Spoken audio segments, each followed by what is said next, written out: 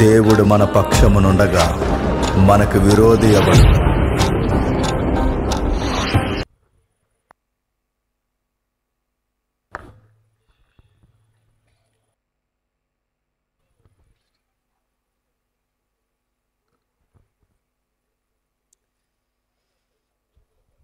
ముందుగా స్థానిక దైవజనులకి, పెద్దలకు, వాక్యం వినడానికి వచ్చిన మీ అందరికీ క్రీస్తునామమున శుభములు.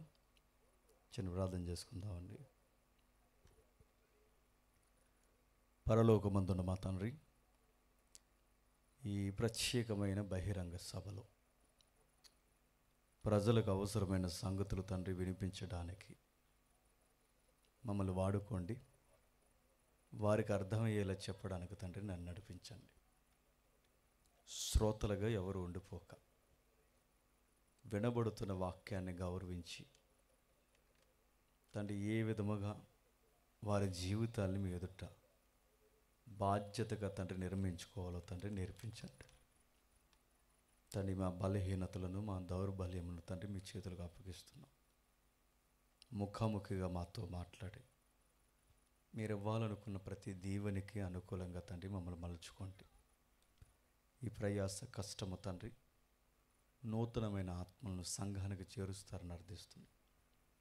ఎవరునూ తండ్రి వచ్చి వినబడుతున్న వాక్యాన్ని పెడచెవిని పెట్టక తండ్రి గౌరవించి తలదించి తండ్రి మీకు మహిమార్థమైన బిడ్డలుగా ఆశీర్వదిస్తారని కోరుతూ మమ్ములను అందరినీ తండ్రి మీ చేతులుగా అప్పగించుకుంటూ క్రీస్తున్నామని ప్రార్థన సమర్పిస్తున్నాము తండ్రి.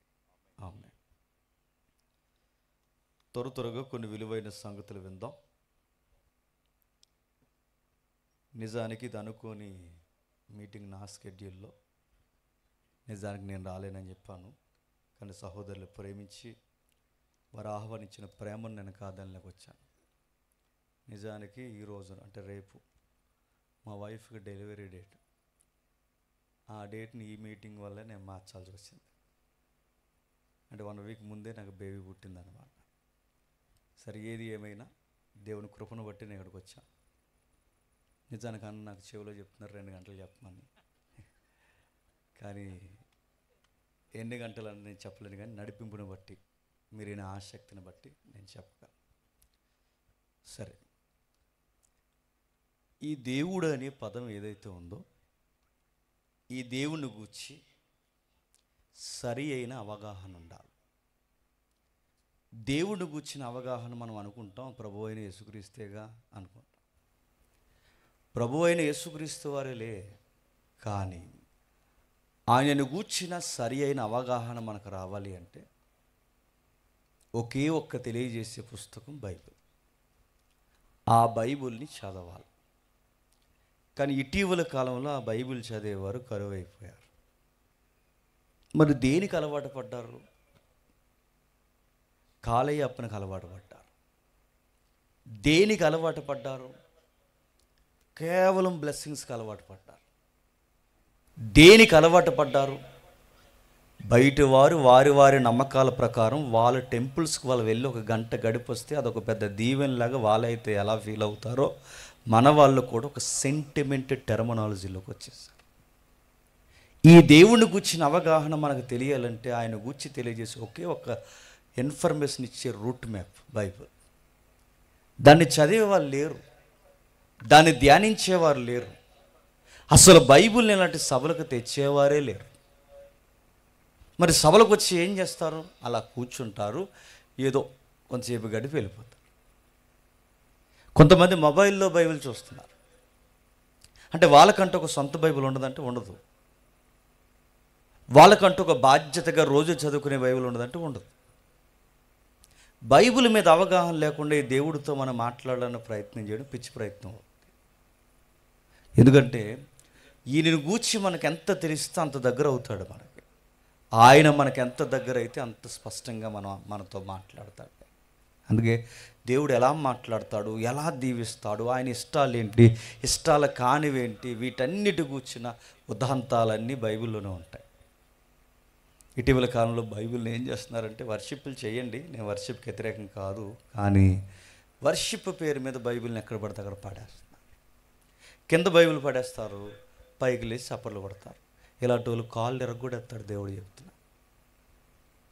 నువ్వు బైబిల్ని గౌరవించుకుంటే బైబిల్ కింద పడేసి ఆ బైబిల్ పైన నిలబడి వర్షిప్ ఏంటి? డ్రైనేజీలోకి తోహేస్తాడు. అందుకే ఆయన గూర్చి అవగాహన ఉండాలి. ఆయన వాక్యాన్ని గౌరవించలేదంటే ఆయన గౌరవించలేదంటే. అందుకే ఏం చెబుతుంది వాక్యం? ఆయన గూర్చి చాలా విషయాలు బైబిల్లో రాయబడ్డాయి. ఆయనను గూర్చి అనేకమైన సంగతులు రాయబడ్డాయి. ఆయనను గూర్చి తెలుసుకోవాల్సిన సంగతులు అనేకమైనవి ఉన్నాయి. ఆయన ఉద్దేశాన్ని ఈరోజు మనం తెర మీద తీసుకొద్దాం. ఒకసారి మత్తయి సువార్త రండి.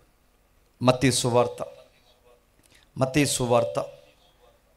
25వ అధ్యాయం. మత్తయి సువార్త 25వ అధ్యాయం. మత్తయి సువార్త 25వ అధ్యాయం 14-15 వచనాలు కలిపి చదువుతాం. మత్తయి సువార్త 25వ అధ్యాయం 14-15 వచనాలు. పరలోక రాజ్యము ఒక మనుష్యుడు దేశాంతరణకు ప్రయాణమై తన దాసులను పిలిచి తన ఆస్తిని వారికి అప్పగించినట్లుండెను. అతడు ఒకనికి 5 తలంతులను, ఒకనికి 2, ఒకనికి 1, ఎవని సామర్థ్యం చొప్పున వానికి ఇచ్చెను. వెంటనే దేశాంతరము పోయాను. ఆగుతాం.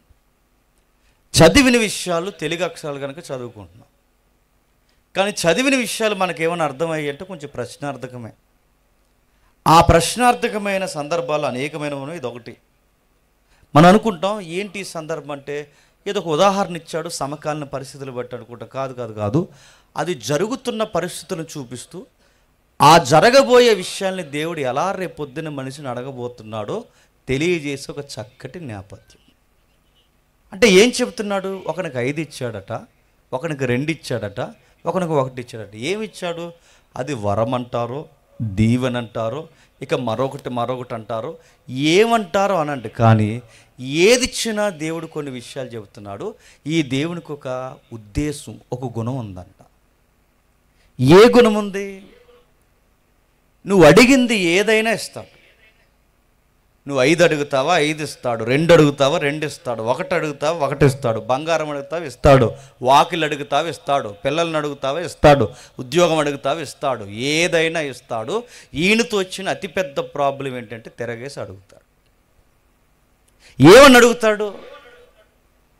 ఆయన అడిగే విషయాల్లో ఆయన ఇచ్చి వెళ్ళిపోతున్నప్పుడు గొడవలేదు, ఆయన ఊరెళ్తున్నప్పుడు ప్రాబ్లం రాలేదు, వాళ్ళు తీసుకున్నప్పుడు ప్రాబ్లం రాలేదు.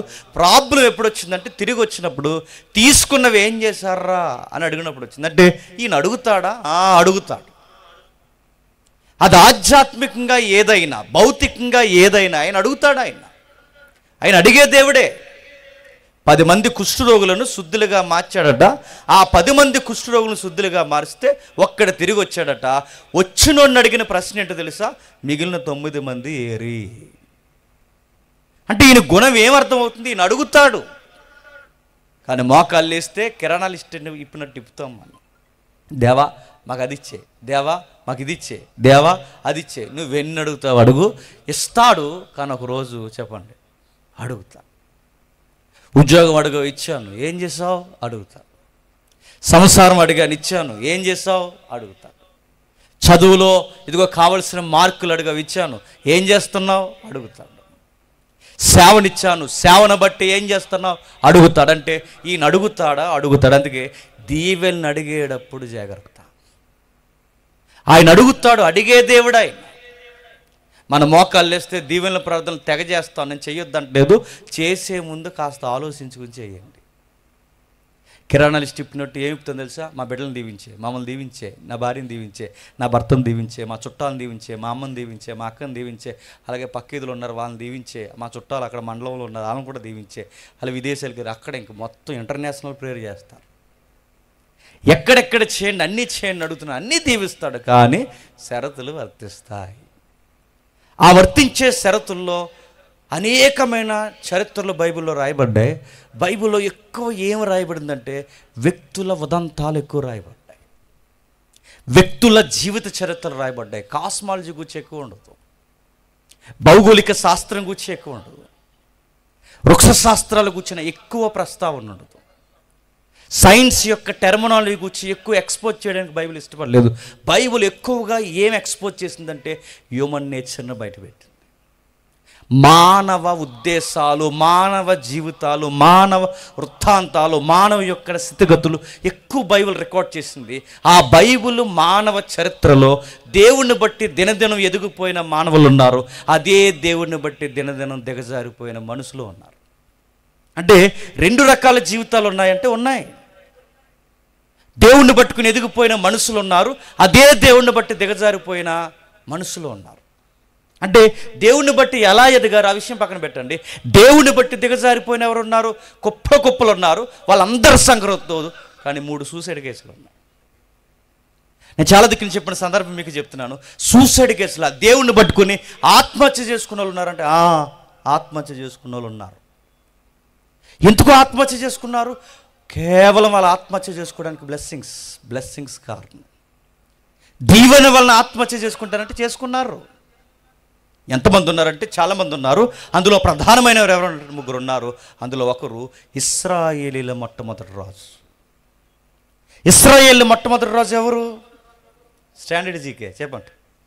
సౌలు. ఇవి బేసిక్స్, ఇవి కూడా తెలియకపోతే రేపు తూర్పు అయిపోతుంది చూడడమే. బేసిక్స్. ఇశ్రాయేలు మొట్టమొదటి రాజు ఎవరంటే సౌలు గారు ఎలా రాజు అయ్యాడో మనకు తెలుసు. ఆయన రాజు అయ్యే సమయానికి పరిస్థితులు ఏంటో మనకు తెలుసు. ఇశ్రాయేల్లో పొలిటికల్ వార్ స్టార్ట్ అవుతుంది, పొలిటికల్ సైన్స్ స్టార్ట్ అవుతుంది. ఇశ్రాయేల్లో రాజకీయం ఊపందుకోవడం స్టార్ట్ అయ్యింది.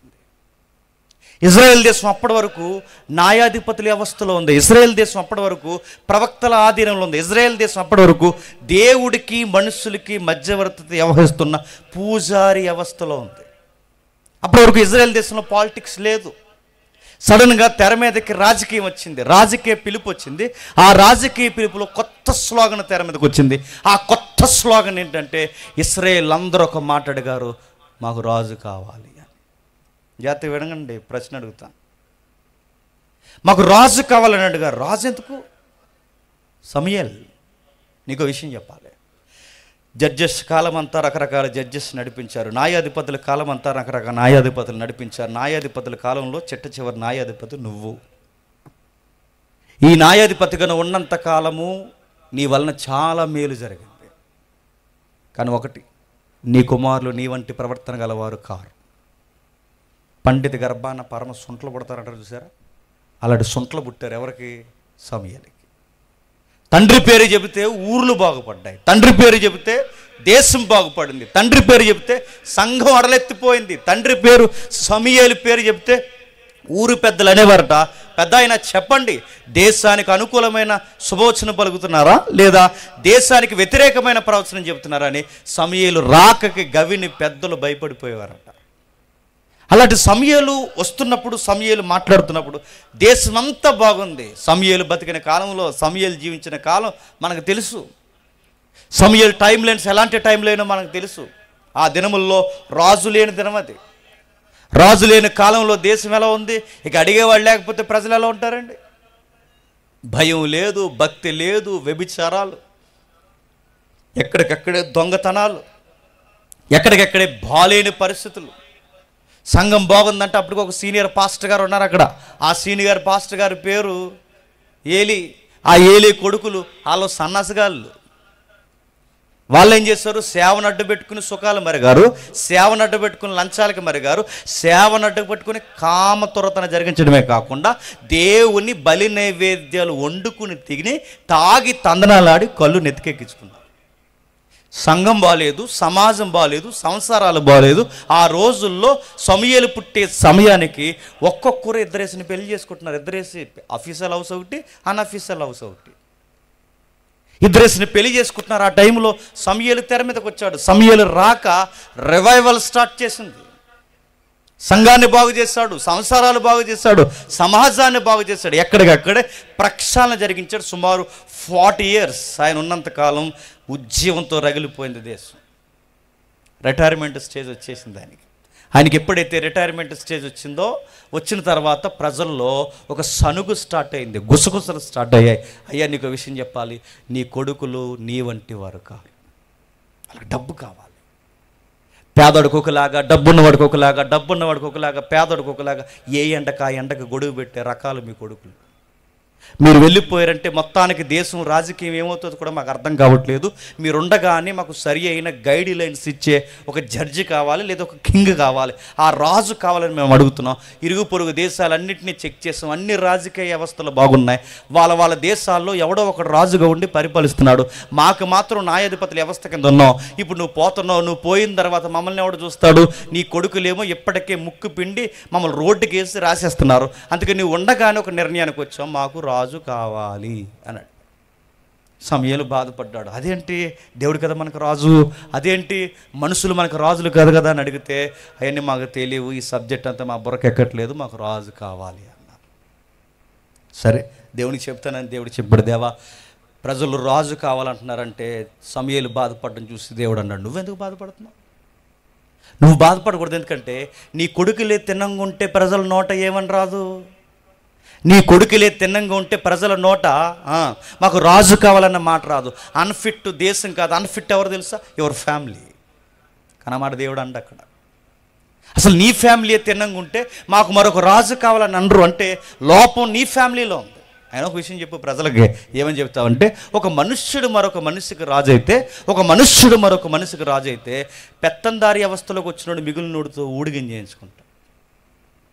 వాడు రథాల ముందు పరిగెట్టాలి, వాడు వాహనాలు శుభ్రం చేయాలి, వాడికి స్నానాలు చేయించాలి, వాడికి అన్నం పెట్టాలి. మీ కొడుకులు కలిసి మొత్తం వాళ్ళందరూ, దేశంలో ఉన్న మీరందరూ వాడిని పోషించడానికి, వాడికి ఊడిగం చేయడానికి తప్ప రాజరిక వ్యవస్థలో పేదలకు న్యాయం ఏమీ జరగదు. మీకు రాజరికపు వ్యవస్థ బాగోదు. మనిషి సాటి మనిషిని పరిపాలించలేదు. ఎందుకంటే వీడు పాపే వాడి పాపే గనక ఒకడికి ఒకడు పరిపాలన మంచిగా ఉండదని చెప్పు. ప్రజలకి రాజరిక వ్యవస్థ ఎలా ఉంటే చెప్పంటే, మొత్తం సమూయేలు ఎవరించి చెప్పిన తర్వాత సిగ్గు లేకుండా దేశ ప్రజలు ఏమన్నారంటే, మాకు రాజే కావాలన్నారు. అది కాదు, వాడు వస్తే ఇలా ఉంటుందంటే ఎలాగొన్నా పర్లేదు, మాకు రాజే కావాలి అంటే ఇంత ఇసుకుపోయారు సమూయేలు కొడుకులు వలన. అంతే దేవుడు అన్నాడు, ఇంకా వాళ్ళు కోరుకుంటున్నారుగా ఇచ్చే అన్నప్పుడు సమూయేలు బయలుదేరి తిరుగుతున్నాడు. సరిగ్గా అదే టయానికి ఇశ్రాయేల్లో చాలా హైట్ పర్సన్ అంట సౌలు. ఎత్తుకుంటాడట, ఎవడొచ్చినా భుజాల దాకే వస్తాడట, అంత హైట్ ఉంటాడు అనమాట సౌలు. లాంగ్ హెయిర్ ఉంటుంది, ఎత్తైన మనుష్యుడు, చూసిన వెంటనే చాలా అట్రాక్షన్ పర్సన్ అనమాట. ఆయన అలా తిరుగుతూ వెళ్తున్నాడు. ఎందుకు తిరుగుతున్నారు సౌలు గారు అంటే, అప్పటికే వాళ్ళ నాన్నగారికి ఒక సొంత కంపెనీ ఉంది. ఆ కంపెనీ పేరు గాడిదల కంపెనీ.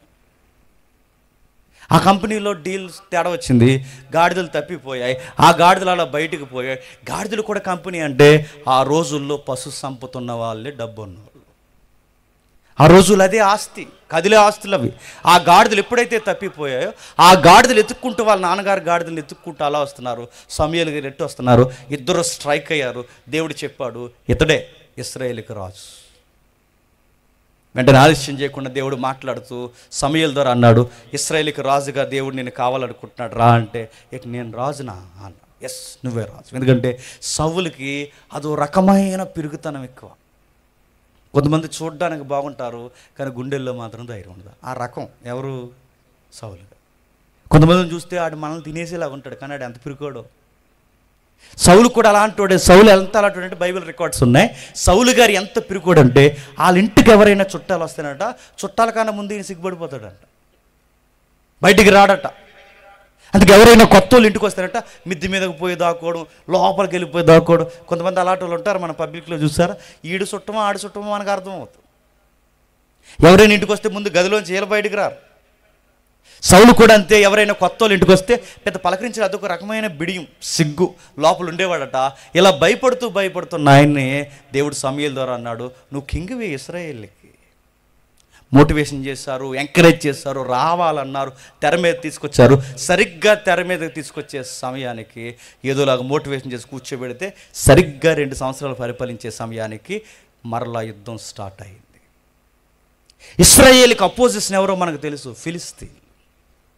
ఇశ్రాయేలుకి సుదీర్ఘమైన శత్రువర్గం సాగించింది ఎవరంటే ఫిలిస్తీన్. ఫిలిస్తీన్లు ఏమన్నారో మనకు తెలుసు, యుద్ధం చేయమన్నారు. వెంటనే ఏమనుకున్నారంటే సామాన్యమైన యుద్ధం కాదని సైనికులు వేసుకుని రాజు బయలుదేరిపోయాడు. అటు నుంచి సైనికులు వేసుకుని ఫిలిస్తీన్లు కూడా బయలుదేరిపోయారు. ఆ రోజుల్లో ఎక్కడ పడితే అక్కడ యుద్ధాలు చేరి, ఇప్పుడే తిరమానంలో యుద్ధాలకి నిద్రపోయినప్పుడు బాంబే వేస్తున్నారు. పాకిస్తాన్ అదే కదండి చేసేది పని. అప్పుడు ఒక సిస్టమేటిక్గా ఒక నీతి ఉండేది, ప్రజలకు ఇబ్బంది, సామాన్యులకి ఇబ్బంది కలగకుండా. ఇదిగో యుద్ధం చేసే వాళ్ళందరూ ఆ మైదానానికి వచ్చండి, మేమందరం ఆ మైదానానికి వస్తున్నాం, ఆ ఊరికి దూరంగా కొట్టుకుందాం అనేవారు. ఓడిపోయిన వాళ్ళు మిగిలిన దేశాన్ని ఆక్యుపై చేసుకుని, అంటే పబ్లిక్ ప్రాబ్లం లేకుండా ఉండేవి యుద్ధాలు. ఇప్పుడు దున్నపోతు దెబ్బలాడుకుని చెప్పండి మనం చంపేస్తున్నారు మధ్యలో. ఆడు బాంబులెట్ రెడీగా ఉంటాడు, ఏలో బాంబులు ఎట్టుకుంటారు, మనకు మెలుకుండదు, లోపల బాంబు వేసేస్తున్నారు. ఆ రోజుల్లో సిస్టమేటిక్గా ఫైట్ జరుగుతుంది. అక్కడికి వెళ్ళారు, ఇశ్రాయేల్ బలగాలన్నీ దిగిపోయాయి, ఫిలిస్తీన్ల బలగాలన్నీ దిగిపోయాయి. సరిగ్గా యాంటీ కొడదాం అనుకునే సమయానికి అక్కడి నుంచి ఒక వాయిస్ వచ్చింది బయటికి.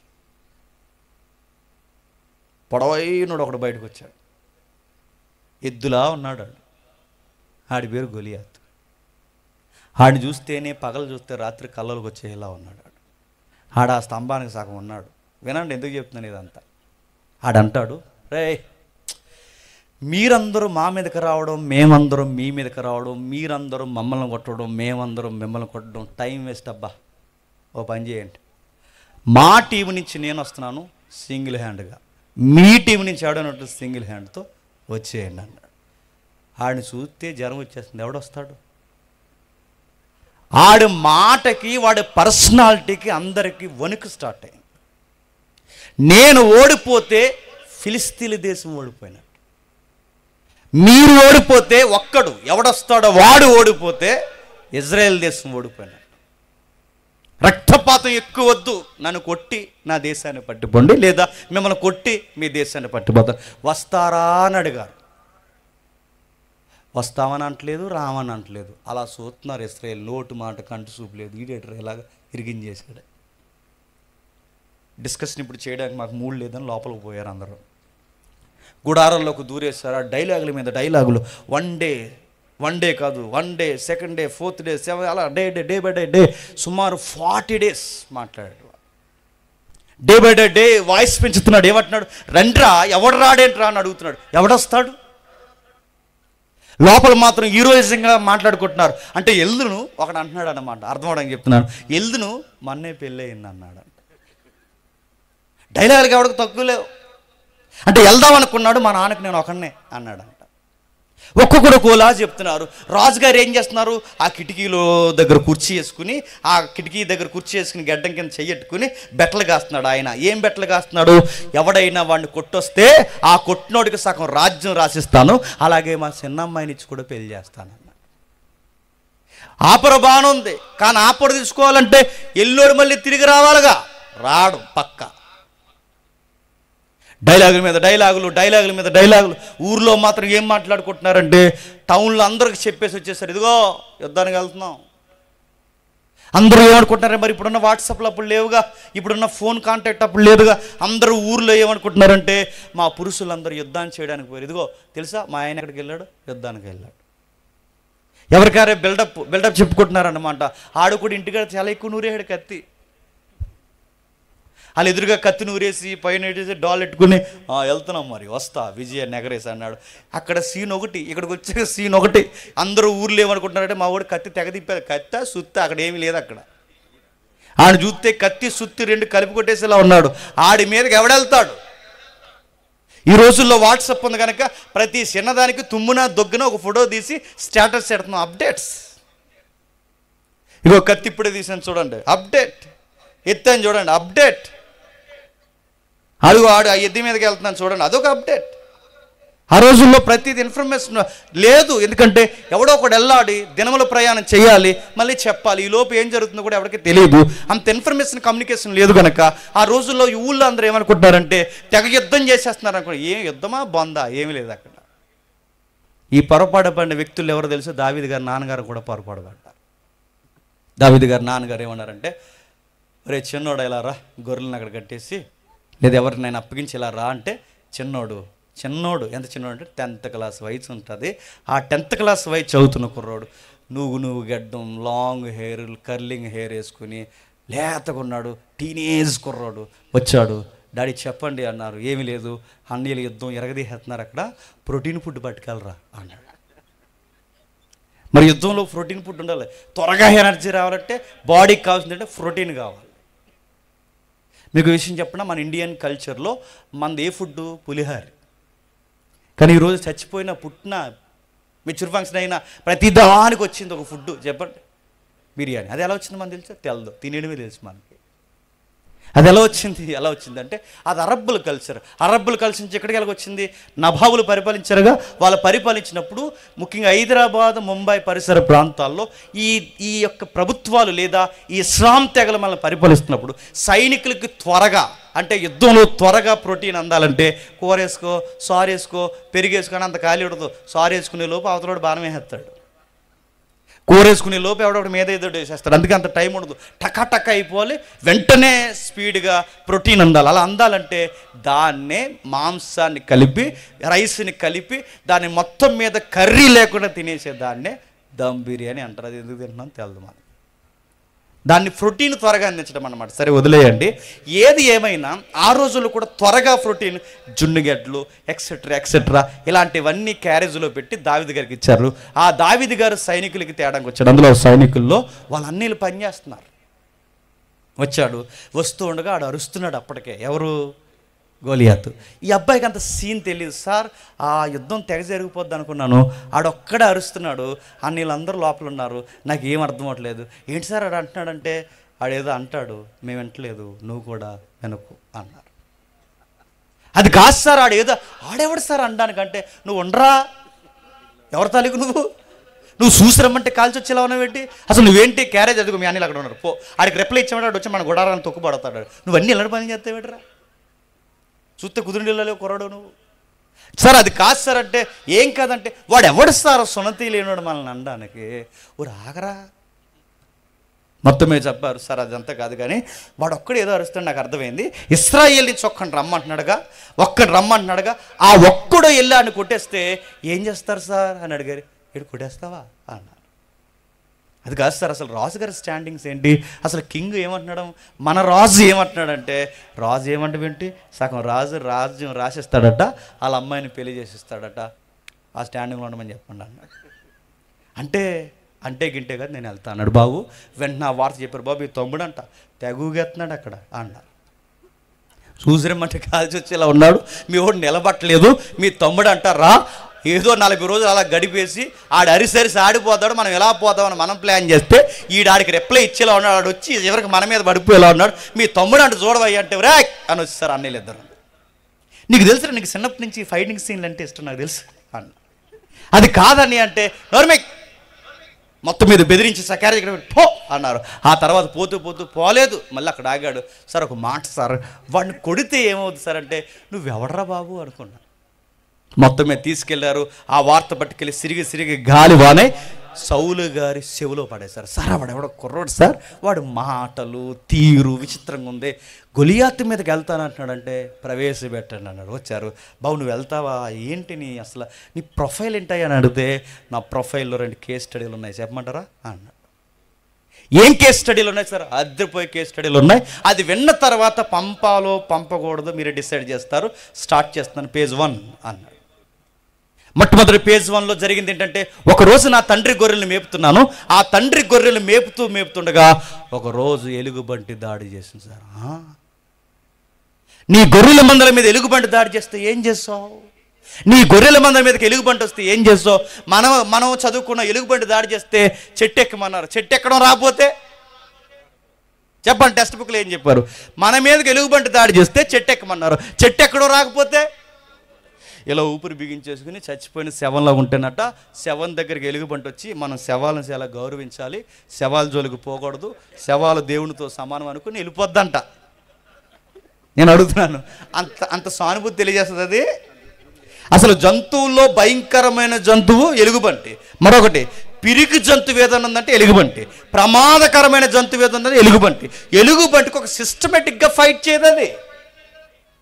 అది బతుకున్నోలా చచ్చిపోయినా అదేమీ చూడదు. అది దానికి నచ్చినా నచ్చకపోయినా దాని బుద్ధి అని చెప్పిన సగం కొరికేసైనా పోతుంది. గుర్తుపెట్టుకో, మీ టెక్స్ట్ బుక్ చదివి దాని ముందుగా 4 నిద్రపోయారు కనుక ఇంక లెగరు. అదేదో పిల్లలకు బాగుంటుందని పెట్టిన పాఠం, మీరు అలాంటి ప్రయత్నాలు చేయకండి. ఎలుగుబంటి వచ్చినప్పుడు మీరు ఊపిరి బిగించుకుంటే అయ్యో చనిపోయి నేనేం అనకూడదు అనుకోదు, గుర్తుపెట్టుకోండి.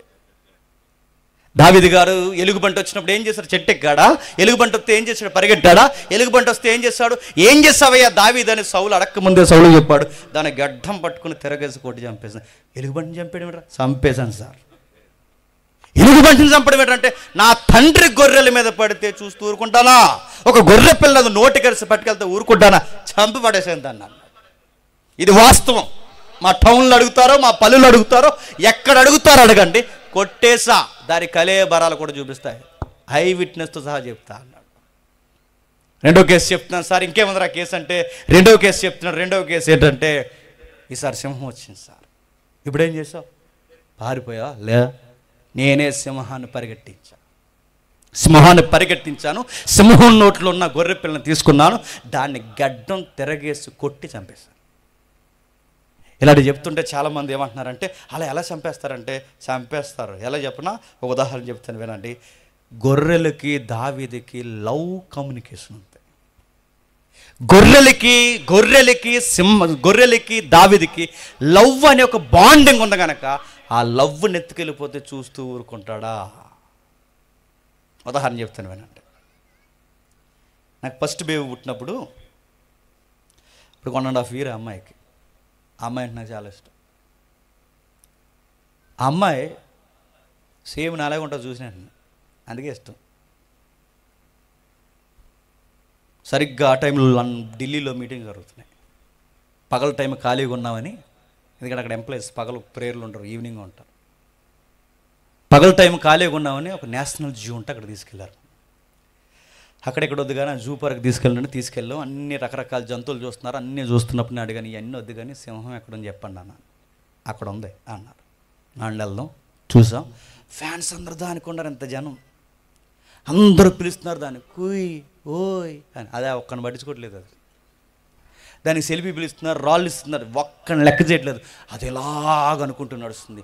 అది ఎలాగ అరుస్తుంటే దాని వైబ్రేషన్కి, దాని సౌండ్కి పార్కులో ఉన్న జంతువులన్నీ సైలెంట్ అయిపోతుంది. దాని గర్జన అలా ఉంది. ఒక్కసారి అరిస్తే దాని వైబ్రేషన్ అలా వస్తుంది ఒకేసారి, గాండ్రం అనేసరికి. దాన్ని చూస్తేనే ఒక అట్రాక్షన్, దాన్ని చూస్తేనే ఒక రాయల్టీ, దాన్ని చూస్తుంటే అందరూ విచిత్రంగా చూస్తున్నారు, ఒక్కడిని పట్టించుకోవట్లేదు. ఎందుకంటే అది సింహం. అలా తిరుగుతుంది, ఎలా తిరుగుతుంది. నాతో పాటు 4-5 పాస్టర్లు ఉన్నారు, అన్నయ్యలు, నా ఆత్మీయులు, నాకు ఎంతో శ్రేయోభిలాసులు. మాకు డిస్కషన్ స్టార్ట్ అయింది. ఇలాంటి సింహాన్ని దావీదు కొట్టేశాడే అన్నాడు. అప్పుడు నేను అన్నాను, ఇలాంటి సింహం కాదు, ఇది డొక్కు సింహం, దీనికన్నా గట్టి సింహాన్ని కొట్టేశాడు అన్నాను. అంటే ఎలా? అదే క్వశ్చన్. ఏ సింహం అన్నది పాయింట్ కాదు. ఆ సింహాన్ని దావీదు 10th class వయసులో ఎలా కొట్టేశాడు అని అడుగుతున్నప్పుడు నేను ఆన్సర్ చేయడానికి దేవుడు నాకు ఇచ్చిన ప్రేరణ ఏంటంటే, అప్పుడు నా బేబీ ఉందిగా, ఆ అమ్మాయిని అన్నాను, అన్న ఇప్పుడు ఈ పార్కులో నిలబడ్డాం, సింహం అక్కడ ఉంది, నా కూతురు ఇక్కడ పడిపోయింది అనుకో, నేను ఏం చేస్తాను? నేను పైన ఉన్నాను, నా కూతురి కింద పడుతుంది. ఇప్పుడు సింహం నా కూతురి మీద దాడి చేయడానికి చూస్తే నేను ఏం చేస్తాను? సావో రేవో ముందు దిగుతాను. నేను బతుకుంటాను లేదు తర్వాత విషయం. నా బిడ్డ మీద అది అడుగేసే లోపు దానితో నేను తలబడతానా లేదా? ఎందుకు తలబడతాను? నా కూతురి మీద ఉన్న ప్రేమ మరణము కన్నా బలమైంది. ఈ పాయింట్ మనకు అర్థమైతే, దావీదు గొర్రెల్లా చూడ్డు. చెప్పండి, దావీదు గొర్రెల్ని బిడ్డల్లా చూస్తాడు. దావీదు గొర్రెల్ని స్నేహితుల్లా చూస్తాడు. నిజమైన గొర్రెల కాపరి గొర్రెలకు పేర్లు పెట్టి పిలుస్తాడు. నిజమైన గొర్రె తన యజమాని స్వరం విన్నప్పుడు కూతుర్లా పరిగెట్టుకొస్తుంది. అలాంటి కొడుకు లాంటి, కూతురు లాంటి గొర్రెను మృగము చట్టుకెళ్ళిపోతే దావీదు చూస్తూ ఊరుకుంటాడు. ఆ గడ్డం పట్టుకుని తిరగేసి కొట్టి చంపేశాడు. అంటే లవ్ ఉంది అక్కడ. మీరు కేరళలో న్యూస్ చదివారు లేదు? అప్పుడప్పుడు వార్తలు వస్తాయి. ఈ కర్ణాటక, మీ బార్డర్ ఉందిగా, ఈ కర్ణాటక కేరళ బార్డర్స్ ఏవైతున్నావో చిరుతలు ఎక్కువ తిరుగుతాయి. బైక్ మీద వెళుతున్న ఒక దంపతుల మీద చిరుత దాడి చేసింది. బైకుల మీద వెళుతున్న ఆ దంపతుల మీద చిరుత దాడి చేస్తే చిరుత మీద ఆ తల్లి దాడి చేసింది. ఎందుకు? తన బిడ్డ మీద ఎప్పుడైతే చిరుతుపులు దాడి చేసిందో, బాలింత తల్లి తన బిడ్డ మీదకి చిరుత దాడి చేస్తే చిరుతని తల్లి చంపేసింది. అలా ఎలా చంపేసింది? ఒక స్త్రీ చిరుతుపుల్ని ఎలా చంపేసింది? తన బిడ్డను చంపుతున్నది ఎంత పెద్ద మృగమైనా ఆ ప్రేమ ఆ మృగాన్ని చంపుతుంది.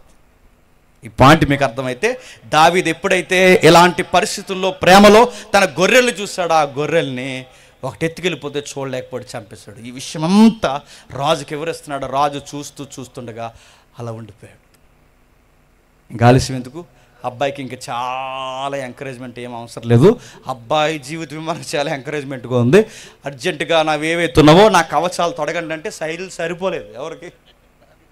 దావీదు గారికి సైజు, ఎందుకంటే ఆయన సైజు వేరు, ఈయన సైజు వేరు.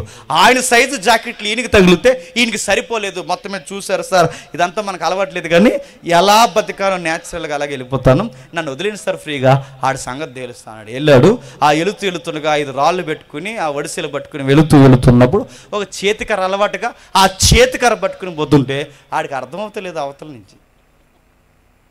ఒరే పలకరించడానికి వస్తున్నావు, యుద్ధం చేయడానికి వస్తున్నావు అంటే యుద్ధమే అన్నాడు. కనీసం గౌరవించరా నన్ను అన్నాడు. ఏం గౌరవించాలి? మరీ కుక్క మీదకి వచ్చినట్టు వస్తున్నావేంట్రా, నన్ను కుక్కను అనుకుంటున్నావంటే అనుకోవడం ఏంటి, కుక్కవే అన్నాడు. కుక్క మీదకి వచ్చినట్టు నా దేవుడిని నా ప్రజలను, అంటే నా దేవుడిని నా దేవుని ప్రజలను తృణీకరించిన వాడు కుక్కతో సమానము. నీకు ఇదే ఎక్కువ, నేను వస్తున్నాను రా అంటే వాడు అలా ముందుకు అడిగేసేటప్పుడు వాడు ఒక సవాల్ చేశాడు. ఏమన్నాడంటే, నా దేవతల పేరు మీద నిన్ను తునాతునకలు చేసి నీ శరీరాన్ని ఆకాశానికి పక్షులకి ఎగరవేసి పాడేస్తానని వాడి దేవతల పేరు మీద వాడు శపిస్తుంటే, అప్పుడు దావీదు ఏమన్నాడంటే, నీ దేవతల పేరు మీద నువ్వు రా, నా దేవుడి పేరు మీద నేను వస్తా, నువ్వు గెలిస్తే నీ దేవతల రైటు, నేను గెలిస్తే నా దేవుడు రైటు, నేను గెలిస్తే ఇశ్రాయేలు దేవుడే నిజ దేవుడని సర్వలోకానికి తెలియజేస్తా, నువ్వు ఓడిపోతే నీ దేవతలు ఒట్టివని నేను ప్రూవ్ చేస్తా. మళ్ళీ చెప్తున్నా, ఇది ఇజ్రాయెల్కి ఫిలిస్తీన్లకి వారు కాదు, ఇది నీకు నాకు వారు కాదు, దిస్ ఈజ్ డివోషనల్ వార్ రా అన్నాడు. అదిరిపోయాడు ఈ డైలాగులకి. ఎప్పుడైతే అదిరిపోయాడో కంగారు అయిపోయాడు. రా, నీ దేవతల పేరు మీద నువ్వు, నా దేవుడి పేరు మీద నేను. వచ్చాడు, దిగాడు, ఒకే ఒక్క షాట్ గిర్ర తిప్పి కొడితే వాడు ముందుకు పడ్డాడు.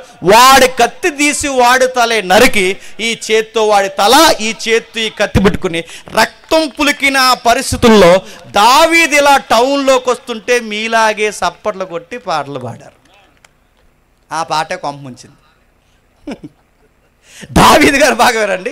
ఆ దావీదు గారు ఇలా పట్టుకో, ఇలా తలకాయ పట్టుకుని, ఇలా కత్తి పట్టుకుని ఇలా టౌన్లోకి వస్తుంటే ఆయన అలా చూస్తున్నప్పుడు ఒకసారి ఊహించుకొని టౌన్ ఎలా చూస్తుంటుందో. హీరో ఇలా వస్తుండగా ఆ పాట పాడారు. ఆ పాటలో మరి ఎవరు రాశారో లైన్స్ తెలియదు కానీ ఆ లైన్సే కొంప ముంచే. ఆ లైన్స్లో లైన్స్ ఏంటి చెప్పనా? దావీదుకు 10,000 చెప్పండి, సౌలుకు 1000. ఇది పాట. దావీదుకి 10,000, సౌలుకు 1000. సీనియర్కి పొగొచ్చేసింది. అక్కడ సీనియర్ ఎవరు? సౌలు. జూనియర్ ఎవరు? దావీదు. చాలా కోపం. ఏంటి, సీనియర్నైనా రాజునైనా నాకు 1000, కుర్రోడు గొర్రెలు కాసుకునేవాడు ఒక ఫైట్ చేస్తే వీడికి 10,000. ఎవర్రా పాట పాడిందని లుక్ వేశాడు. సీనియర్లతో వచ్చిన ప్రాబ్లం అదే. ఓ లుక్ వేసాడు. ఆ లుక్ వేసి ఏమన్నాడంటే, నాకు 1000, అతనికి 10,000, అతనికి 10,000, నాకు 1000. పాడిస్తున్నప్పుడు దావీదు ముఖాన్ని చూశాడు, పాడుతున్నప్పుడు పబ్లిక్ ముఖాలు చూశాడు. ఇలాగే వదిలేస్తే రేపొద్దున్న నా సింహాసనానికి ప్రమాదం అయ్యేలా ఉంది, వీడి మొలకగా ఉండగానే తొక్కేయాలని రాజకీయం స్టార్ట్ చేశాడు. పరిగెట్టించాడు. దావీదు దొరకలేదు. దావీదు దొరకలేదు. ఒక రోజు ఆ ఉరుకులు పరుగుల మధ్య సంకాని వర్తకునికి పోయాడు సౌలు. సంకాని వర్తకుని అంటే అర్థం లేదని నాకు అర్థమైంది. సంకాని వర్తకుని అంటే అర్థమవుతుంది కానీ 1990 తర్వాత అంట తెలుగు ఇంగ్లీష్ రాళ్ళు పుట్టారట. అంటే మనమే. ఆడు పూర్తిగా తెలుగు రాదు, ఇటు ఇంగ్లీష్ రాదు మనకు. ఉదాహరణ చెప్పిన పెద్దమ్మందంట, ఎక్కడికి వెళ్తున్నా పెద్దమ్మని అడిగితే ఆ పెద్దమ్మందంట, డబుల్ కాట్ మంచం కొనడానికి వెళ్తున్నాను అందంట. డబుల్ కాట్ మంచం అనకూడదు పెద్దమ్మ, డబుల్ కాట్ అంటేనే మంచం. మళ్ళీ ఏమంటుంది? డబుల్ కాట్ మంచం. అందుకే 90 తర్వాత ఇలా రోజులు పుట్టా అన్నమాట. సంకాని వర్తకం అంటే మీకు అర్థమవుతుంది. ఇప్పుడు చెప్తాను అర్థం. వాష్రూమ్కి వెళ్ళాడు. ఇప్పుడు అర్థమవుతుంది. అంటే ఆ రోజుల్లో పబ్లిక్ టాయిలెట్స్ ఏంటి? గృహాలు, అలా దూర బహిరంగ స్థలాలు. ఆ వాష్రూమ్ ఆ గృహంలోకి వెళ్ళాడు. సౌలు అందులోకి వెళ్ళాడు. సరిగ్గా అదే గృహంలో దావీదు ఉన్నాడు. ఆ విషయం సౌలుకి తెలియదు. సరిగ్గా ఆ రోజుల్లో నిలువు టంగిలు వేసుకుంటారు ఆడవాళ్ళు, వేసుకునే టాప్స్ ఉంటాయి చూసారా, ఆ టైప్ డ్రెస్ కోడ్లు ఆ రోజు మగోళ్ళకి ఆడవాళ్ళకి. అలాంటి టాప్ వెనకాల కట్ చేశాడు దావీదు గారు. కట్ చేసి సరిగ్గా అంత దూరం నిలబడి, అయ్యా తండ్రి సమానులు సౌలు, మీకు విషయం చెప్పాలి, మీ మీద నాకు ఎటువంటి కోపం లేదు, మీకు ఎవరు రాంగ్ ఇన్ఫర్మేషన్ ఇచ్చారు నాకు తెలియదు, కానీ నేను ఎప్పటికీ మీకు వ్యతిరేకం కాదు, నన్ను చంపడానికి ఇంత విశ్వ ప్రయత్నాలు చేస్తున్నారు, దేశం మీద మనసు పెట్టకుండా తృణీకరింపబడిన పురుగు వంటి నా మీద మీరు ఎంత కసి ఎందుకు పెట్టుకుంటారో నాకు అర్థం కావట్లేదు, మిమ్మల్ని నేను తండ్రిలా భావిస్తున్నాను, మీరు కొడుకులా నన్ను భావించలేకపోతున్నారు, నన్ను ఎందుకు చంపాలనుకుంటున్నారు నాకు అర్థం కావట్లేదు, అయినా మిమ్మల్ని చంపే అవకాశం నాకు వచ్చింది, నా చుట్టూ ఉన్న వాళ్ళందరూ ఇదే సరైన అవకాశం, సౌలుని లేపి అన్నారు, మీకు ఎంత దగ్గరికి వచ్చాను తెలుసా, మీ యొక్క డ్రెస్ ఒకసారి చెక్ చేసుకోండి, మీ వెనకాల క్లాత్ కట్ చేశాను నేను. అంటే క్లాత్ ఎందుకు కట్ చేశాను చెప్తున్నాడు, మీ క్లాత్ కట్ చేసేంత దగ్గరికి నేను వచ్చానంటే మీ పేక్ కట్ చేయడం నాకు పెద్ద లెక్క ఏమీ కాదు. అయినా నేను ఎందుకేమంటలేదు తెలుసా, అవకాశం నా చేతిలో ఉన్న నేను మిమ్మల్ని ఏమన్నా, ఎందుకంటే మీరెంతైనాను అభిషేకింపబడిన దైవజనులు. కానీ నేను అంటలేదు మీకు అభిషేకం ఉందా లేదా నాకు అనవసరం, ఒకప్పుడు వాడబడిన దైవజనులు మిమ్మల్ని నేను ఏమన్నా. కాబట్టి నేను ఏమంటున్నానంటే దయచేసి నా మీద ఫోకస్ పెట్టకండి అన్నప్పుడు సరిగ్గా ఈ డిస్కషన్ జరిగే మళ్ళీ కొంత బాగుంది పరిస్థితి అనుకునే సమయానికి మళ్ళీ ఫిలిస్తీన్ల నుంచి యుద్ధం వచ్చింది. మళ్ళీ ఫిలిస్తీన్ల నుంచి ఎప్పుడైతే యుద్ధం వచ్చిందో ఆ యుద్ధం వచ్చినప్పుడు మళ్ళీ పిలిపించారు, వస్తావా రారా, వస్తారా అంటే ఇప్పుడు మోకగా వస్తున్నారు, ఇశ్రాయేల్ అందరూ మోకగెళ్ళారు. మరి అది మైండ్లో పెట్టేసుకున్నాడు సౌలు ఏంటో నాకు తెలియదు, కానీ రాజకీయం చదువుతున్నప్పుడు ఒక ఫైట్ చేసినప్పుడేగా దావీదు హీరో అయిపోయాడు, ఈసారి నేనే ఫైట్ చేయాలని ఎవరు సీన్లోకి దిగారంటే సౌలు సీన్లో దిగారు. అవతల నుంచి ఒకడు బాణం వేశాడు, ఆడికి ప్రాక్టీస్ లేనివాడు బాణం వేస్తుంది, అలా తిరిగి వచ్చి సరిగ్గా సౌలు గుండెల్లో కూర్చో. ఎప్పుడైతే సౌలు గుండెల్లో గుచ్చిపోయి తెలిసిపోయింది, ఇంక శత్రువుకు దొరికేస్తాను, నా ప్రాణం వాడి చేతుల్లో పోవడం ఏంటి, నా ప్రాణాన్ని నేనే తీసుకోవాలని చెప్పి, ఒరే బాడీ గార్డ్ ఎవడెత్తున్నాడు, రే నీ ఈటి తీసి నన్ను పొడిచి చంపారంటే ఆ బాడీ గార్డ్ అన్నాడు, నా పేరే బాడీ గార్డ్, అలాంటిది మీ బాడీని నేను ఎలా పొడగలను, నా వల్ల అవదన్నాడు, నా విధి నిర్వహణకు వ్యతిరేకమైన పని చేయలేను, నా పేరే దేహ సంరక్షణ అధిపతి, అలాంటిది మీ దేహాన్ని నేను ఎలా చంపగలను, నా వల్ల అవదు, దయచేసి వదిలేంటే ఆ ఈటిలా తన వేపుకు తిప్పుకుని ఆ ఈటి మీద పడిపోయి ఆత్మహత్య చేసుకుని చచ్చిపోయాడు. ఇప్పుడు చెప్పండి సౌలు ఎందుకు చనిపోయాడు చెప్పనా, అనవసరమైన యుద్ధానికి వెళ్ళడానికి చనిపోయాడు. సౌలు జీవితంలోకి యుద్ధం రాకూడదంటే ఏం జరగకూడదు చెప్పిన, దావీద్ అని ఒక క్యారెక్టర్ ఉండకూడదు. దావీద్ అని ఒక క్యారెక్టర్ ఉండకూడదంటే ఏముండకూడదు చెప్పిన, గొలియాత్ అని ఒక ఫైట్ ఉండకూడదు.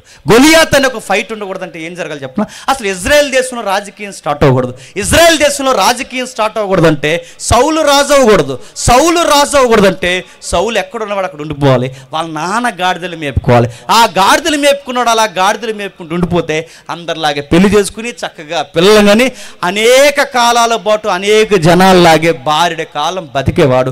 ఆ బారెడు కాలం బతికేవాడు ఇలా ఆత్మహత్య చేసుకునే పరిస్థితులు రాకుండా ఉండాలి అంటే గాడిదలు కాసుకున్నవాడు గాడిదలు కాసుకున్నట్టుంటేనే సరిపో. అలా కాకుండా ఏం జరిగింది, రాజు అయ్యాడు. రాజు అయింది కనుక యుద్ధం వచ్చింది కనుక గొలియాత్ వచ్చాడు. గొలియాత్ వచ్చింది కనుక దావీదు వచ్చాడు. దావీదు వచ్చింది కనుక పగబెట్టుకున్నాడు. దావీదు వెనకాల పరిగెట్టాడు కనుక ఈ ఉరుకులు పరుగుల జీవితంలో వద్దన్న యుద్ధానికి పోయి ఆ బాణానికి తగిలి సూసైడ్ చేసుకుని చచ్చిపోయాడు. ఇదంతా జరగకూడదంటే రాజు అవ్వకూడదు. ఇప్పుడు సౌలుని రాజుని చేసింది ఎవరు చెప్పండి, సంతురు మమ్మీలో చూడకండి, చెప్పండి సౌలుని రాజుని చేసింది ఎవరు? దేవుడు. సౌలును రాజుని చేసిన దేవుడు అయితే అడుగుతున్నాను, ఇప్పుడు ఈ సౌలు ఎలా చనిపోతాడన్న సంగతి, ఇలా జరుగుద్దన్న సంగతి భవిష్యత్ పెరిగిన దేవుడికి తెలుసా తెలియదా? తెలుసు. ఇప్పుడు రాజు అయితే ఒకరోజు గొలియాత్ వస్తాడు, గొలియాత్ వస్తే దావీదు వస్తాడు, దావీదు వస్తే మళ్ళీ రాజకీయం పరుగులు, ఆ తర్వాత అసూయ, దాని తర్వాత ఇలా వెళ్ళడం, ఇలా చనిపోతాడని భవిష్యత్ పెరిగిన దేవుడు తెలిసినప్పుడు ఈ సామాన్యుని రాజుని చేశాడు. ఈ రాజరికమైన కొంపం వచ్చింది. ఇతను రాజుని చేసింది ఎవరంటే దేవుడు. ఇప్పుడు దేవుడు సౌలుకి మంచి చేశాడా చెడు చేశాడా చెప్పరు. ఎందుకు? దేవుడు కాబట్టి. ఇప్పుడు చెప్పండి, దేవుడు మంచి చేశాడా చెడు చేశాడా? ఎస్ ఆర్ నో చెప్పాలి.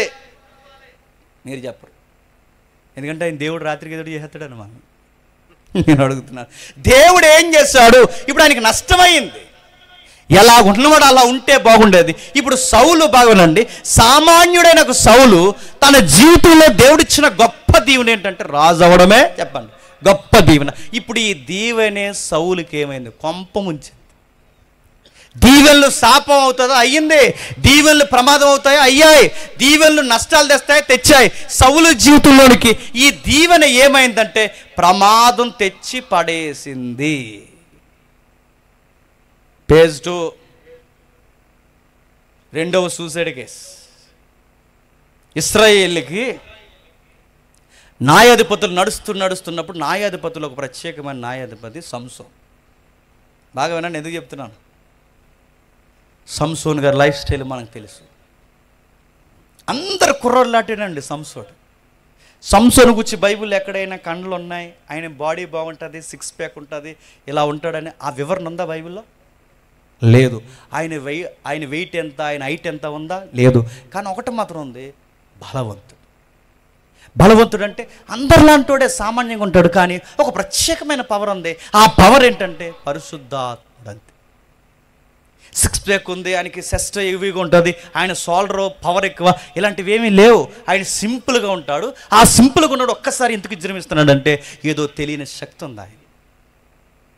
అలాంటి దేవుడు, బాగా వినండి, సంసోను గారికి గొప్ప దీవెనిచ్చాడు. అంటే సంసోను జీవితంలో గొప్ప దీవెని ఏంటో తెలుసా? ఆయన బలమే, చెప్పండి, గొప్ప దీవెన. సౌలుకి గొప్ప దీవెన రాజరికం, సంసోనుకి గొప్ప దీవెన తన బలం. ఆ బలానికి ఫాలోయింగ్ ఎక్కువైపోయింది. ఎవరికి?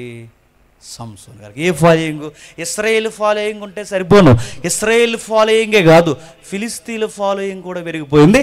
ఆ ఫిలిస్తీన్లో లేడీస్ ఫాలోయింగ్ ఎక్కువైపోయింది. ఎవరికి? సంసోను. అదే కొంపొచ్చింది. ఇజ్రాయెల్ దేశంలో ఇంకెవరూ పిల్లలు లేరని, ఇంకెవ్వరూ పిల్లలు దొరకట్లేదని పోయి ఫిలిస్తీన్ల అమ్మాయిని ప్రేమించాడు. రకరకాల ఎక్స్ప్లెనేషన్ ఇస్తున్నారా, ఏమి నమ్మకండి, ఎలాగున్నది అలా చదవండి. సంసోను కోసం ఆ అమ్మాయిని ప్రేమించాడు. ప్రేమిస్తే ఏమైంది? ఏమవడం ఏంటి? రాజకీయం స్టార్ట్ అయింది. ఇజ్రాయేల్ సర్దార్లందరూ, క్షమించండి, ఫిలిస్తీన్ల సర్దార్లందరూ వచ్చి వాళ్ళొక మాట అన్నారు, రే బాబు, ఈడు కనుక మనకు అల్లుడు అయ్యాడంటే నీకొక్కడికి అల్లుడు అవడం, మొత్తానికి దేశానికి అల్లుడు అవుతాడు, ఆడితో మనం పడలేము. మీరు ఇలాంటి పని చేసి మీ పిల్లని కనుక ఇచ్చావంటే నిన్ననే చంపేస్తాం, దేశ బహిష్కరణ చేస్తాం, ఆడికి మాత్రం నీ పిల్లని ఇవ్వడానికి వీల్లేదని రాజకీయ నాయకులు అందరూ వచ్చి ఆ సంబంధాన్ని చెడగొట్టేశారు. ఈ సంసోను గారు అలాగేలా తిరిగి వచ్చే సమయానికి ఈ అమ్మాయికి ఎమర్జెన్సీ మ్యారేజ్ అయిపోయింది. టకటకమని పెళ్లి చేస్తారు. ఆ పెళ్లి చేస్తుంటే ఎవడికో చేస్తే బాగున్నాను, వాళ్ళ ఫ్రెండ్కే చేస్తారు. ఆ చేసిన ఆ ఫ్రెండ్కి ఇప్పుడు తట్టుకోలేకపోయాడు, భరించలేకపోయాడు. అటు ఇటు తిరిగాడు, అలా తిరిగాడు, ఇలా తిరిగాడు. తిక్కలేగిసిపోయి 300 నక్కలను పట్టుకుని ఆ నక్కల తోకలకు ముడెట్టి ఆ ముడి మధ్య నిప్పెట్టి ఆ కుప్పలకు తగలెట్టేశాడు మొత్తాన్ని. నేను అడుగుతున్నాను, ఒక నక్కే దొరకదు, అలాంటిది 300 నక్కలను పట్టుకున్నాడంటే స్పైడర్ మ్యాన్కి బాబులా లేడు? నేను అడుగుతున్నాను, ఒక నక్కే దొరకదు, నక్కలు దొరుకుతాయా? అలాంటిది 300 నక్కలను పట్టుకోవడం ఎత్తు, మళ్ళీ అటు తోకలు ముడెట్టడం ఇంకా వింత, ఆ ముడి మధ్య నిప్పెట్టడం ఇంకా వింత, ఆ నిప్పెట్టుకెళ్ళి కుప్పలకు పెట్టడం ఇంకా వింత. ఊరు తగలెట్టి పడేసాడు. అందుకే అన్నారు వచ్చేసరికి, ఎందుకు ఈ అల్లుడు వద్దన్నాం, ఇలాంటి పనులు చేస్తాడు ఈడు. మీరు అల్లుడు అనుకుంటున్నావు, ఈడు అల్లుడు నీకొకరికి కావడం, మా అందరికి వస్తాడు, అందుకే వద్దాడు. చూసి ఎలా తగలెట్టి పడేసాడు కుప్పలని. ఆ డిప్రెషన్ అలా తిరుగుతున్నాడు. అలా వెళుతుండగా మరొక ఆవిడ కనబడింది.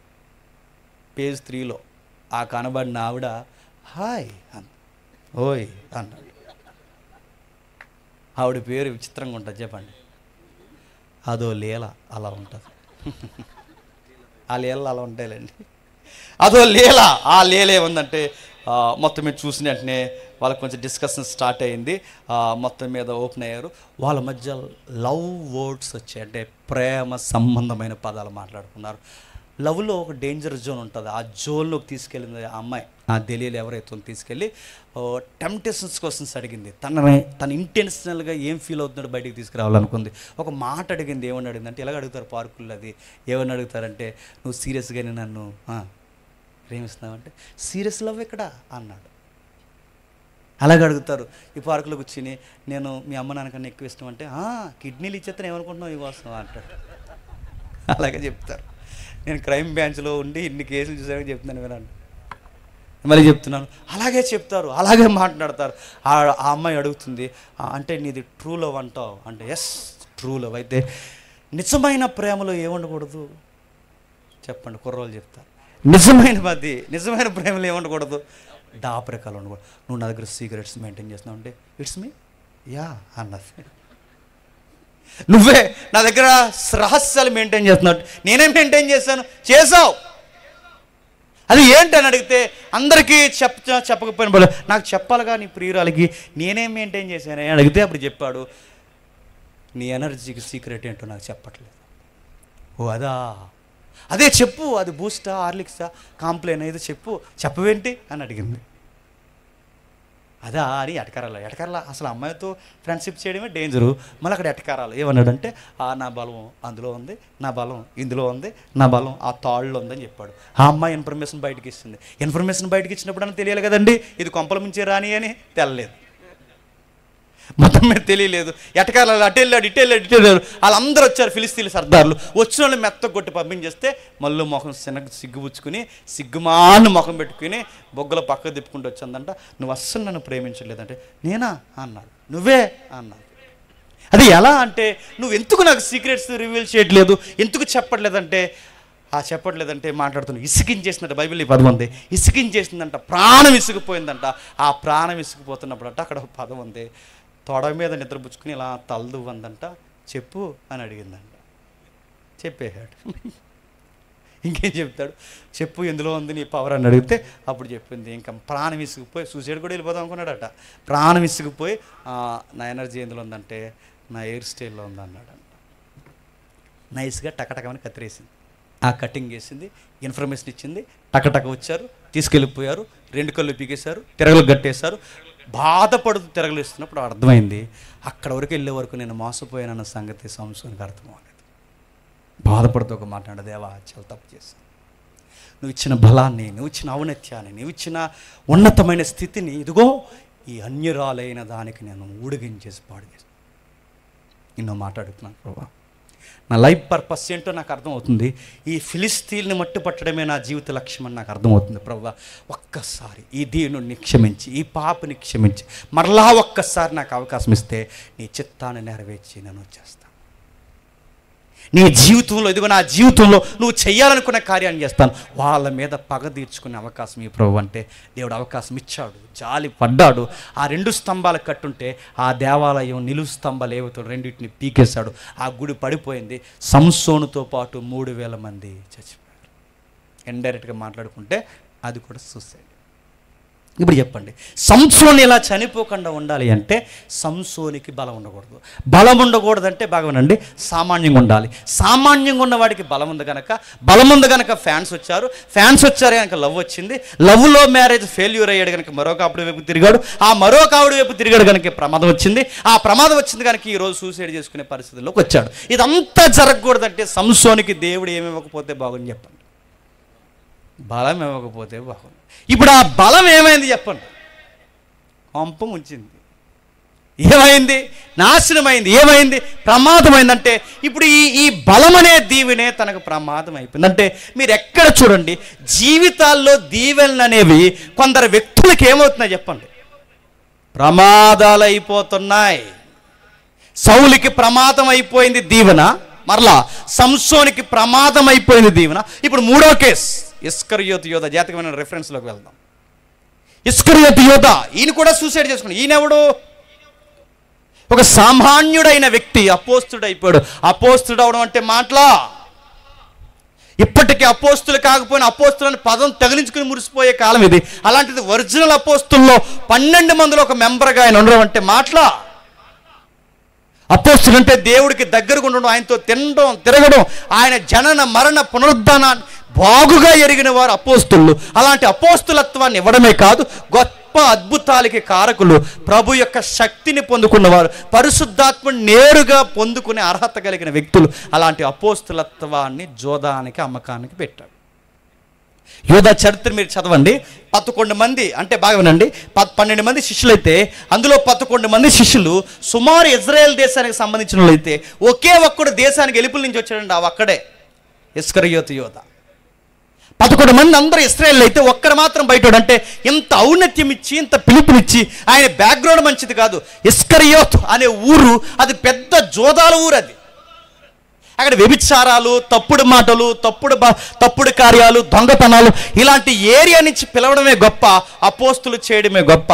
వచ్చినోడు ఏం చేశాడంటే ఏం చేశాడు, యేసు ప్రభు యొక్క సేవతో వ్యాపారం మొదలెట్టాడు. చివరికి ప్రభువుని 30 కాయిన్స్కి అమ్మేశాడు. కేవలం 30 నాణ్యాలకు అమ్మేశాడు. ఎందుకు అమ్మేశాడు? సేవలోకి వచ్చినట అబ్బాయికి జోదాల అలవాటు పోలేదంట. అందుకే డబ్బులు సరిపోయే కదేమో ఆ ట్రెజరీ మెంబర్కి పెట్టాడు. మన దేవుడితో వచ్చిన గొడవ ఏంటంటే దొంగ చేతికే చెప్పండి తాళాలు ఇస్తాడు. ఏం చేస్తామో చూస్తాడు. సరిగ్గా ఉండకపోతే మనం చేసుకున్నది మన నెత్తి మీదకి వచ్చిందని చివరికి సర్టిఫికేట్ ఇస్తాడు. ఆయన చేసింది అదే, గుర్తుపెట్టుకోండి. ఆయన చేసింది అదే. దొంగ చేత అంటే ట్రెజరీ మెంబర్ని చేశాడు. ట్రెజరీ మెంబర్ చేయడమే పెద్ద తెలివితేటలు అనుకున్నాడు. వీడు ఏమనుకున్నాడంటే చేసిందల్లా దొంగలించడం స్టార్ట్ చేశాడు. తెలియదు అనుకున్నాడు. ప్రభువుకు తెలుసు రేపు మారుతాడు, తర్వాత మారుతాడు, అవకాశాలు అన్నీ దయచేస్తున్నాడు. వాడి బుర్రకి ఎక్కట్లేదు. చివరికి డబ్బులు సరిపోక గురువు నమ్మేశాడు.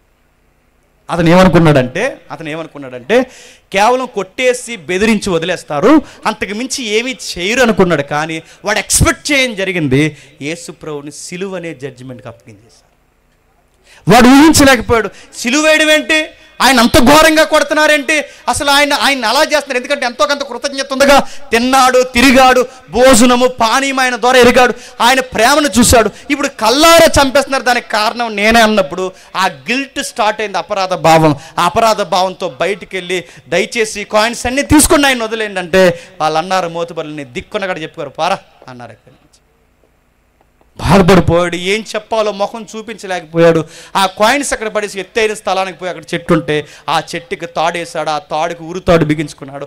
ఆ తాడు తెగిందో ఆ కొమ్మ తెగిందో తెలియదు కానీ మొత్తం మీద తెగి అక్కడి నుంచి కింద పడితే నడుమిరిగి పేగులు బయటకు వచ్చి చచ్చిపోయాడు. ఆయన ఇలా చనిపోకుండా ఉండాలంటే కారణం ఏంటో తెలుసా? ఆయన ఇలా చనిపోకుండా ఉండాలంటే కారణం ఒకటే. ఆయన ఇలా చనిపోకుండా ఉండాలి అంటే అపోస్తుడు అవ్వకుండా ఉంటే బాగు. అపోస్తుడు అవ్వకపోతే ట్రెజరీ మెంబర్ అవ్వడు. ట్రెజరీ మెంబర్ అవ్వకపోతే యేసుప్రభు నమ్మేసి అలవాట్లు అంత దగ్గరగా దొరకవు. ఇదంతా జరగకుండా ఉండాలి అంటే సూసైడ్ జరగకూడదు. ఈ సూసైడ్ జరగకూడదు అంటే అసలు అపోస్తుడు అవ్వకూడదు. ఈయన అపోస్తుడు అవ్వకూడదంటే ఆయన ఎంపిక చేయకూడదు. అందరిలాగా వదిలేస్తే రేపు కాకపోయినా రేపైనా సామాన్యమైన విశ్వాసిగా మారి ఏదోలా బతికి వెళ్ళిపోదురేమో. ఇప్పుడు అపోస్తులు అనే దీవెనే ఆయన జీవితానికి ఏమైపోయింది చెప్పండి? శాపమైపోయింది. సౌలు రాజు అయ్యాడు, ఆ దీవెన ఆయనకు ఉరుతాడైపోయింది.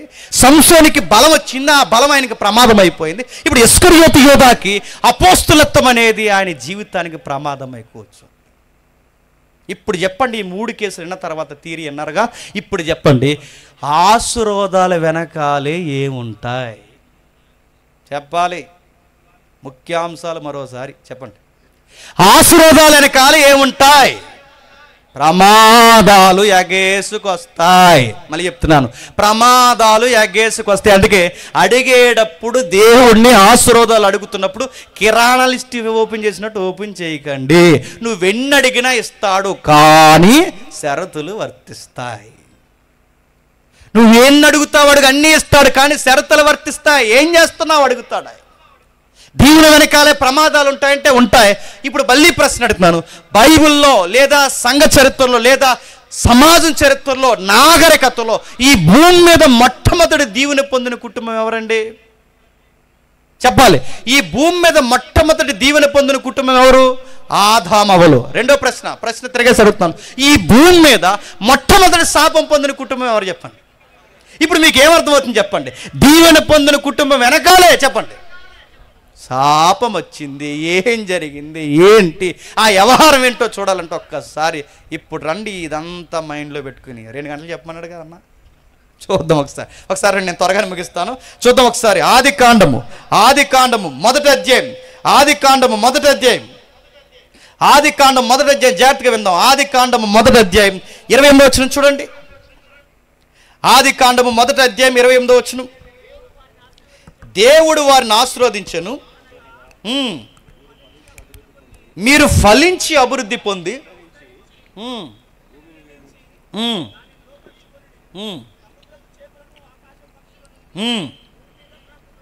భూమి మీద ప్రాకు ప్రతి జీవుని ఏలుడని చెప్పాను. 28వ వచనం. దేవుడు వారిని ఆశీర్వదించిన ఎట్లనగా మీరు ఫలించి అభివృద్ధి పొంది విస్తరించి భూమిని నిండించి దాన్ని లోపరుచుకోండి. సముద్రపు చేపలను ఆకాశ పక్షులను భూమి మీద ప్రాకు ప్రతి జీవిని ఏలుడని చెప్పాను. అడుగుతున్నాను, చదివింది ఏమన్నా అర్థమైందా? ఏం అర్థం లేదని అర్థమైంది. ఏం చెప్తున్నాడు అంటే ఏదో ఒక ఫ్యామిలీ టెర్మినాలజీ చెప్తున్నాడు. జాగ్రత్తగా వినండి. ఏం చెప్తున్నాడు?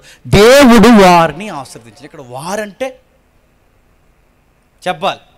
ఇక్కడ వారంటే ఎవరు? మరో మాట చెప్పండి. ఇక్కడ వారంటే కుటుంబ నేపథ్యంలో చెప్పండి. భార్య భర్తలు. ఎవరు? దేవుడు భార్య భర్తలను ఆశీర్వదించాడు. దేవుడు భార్య భర్తలను ఆశీర్వదించాడు.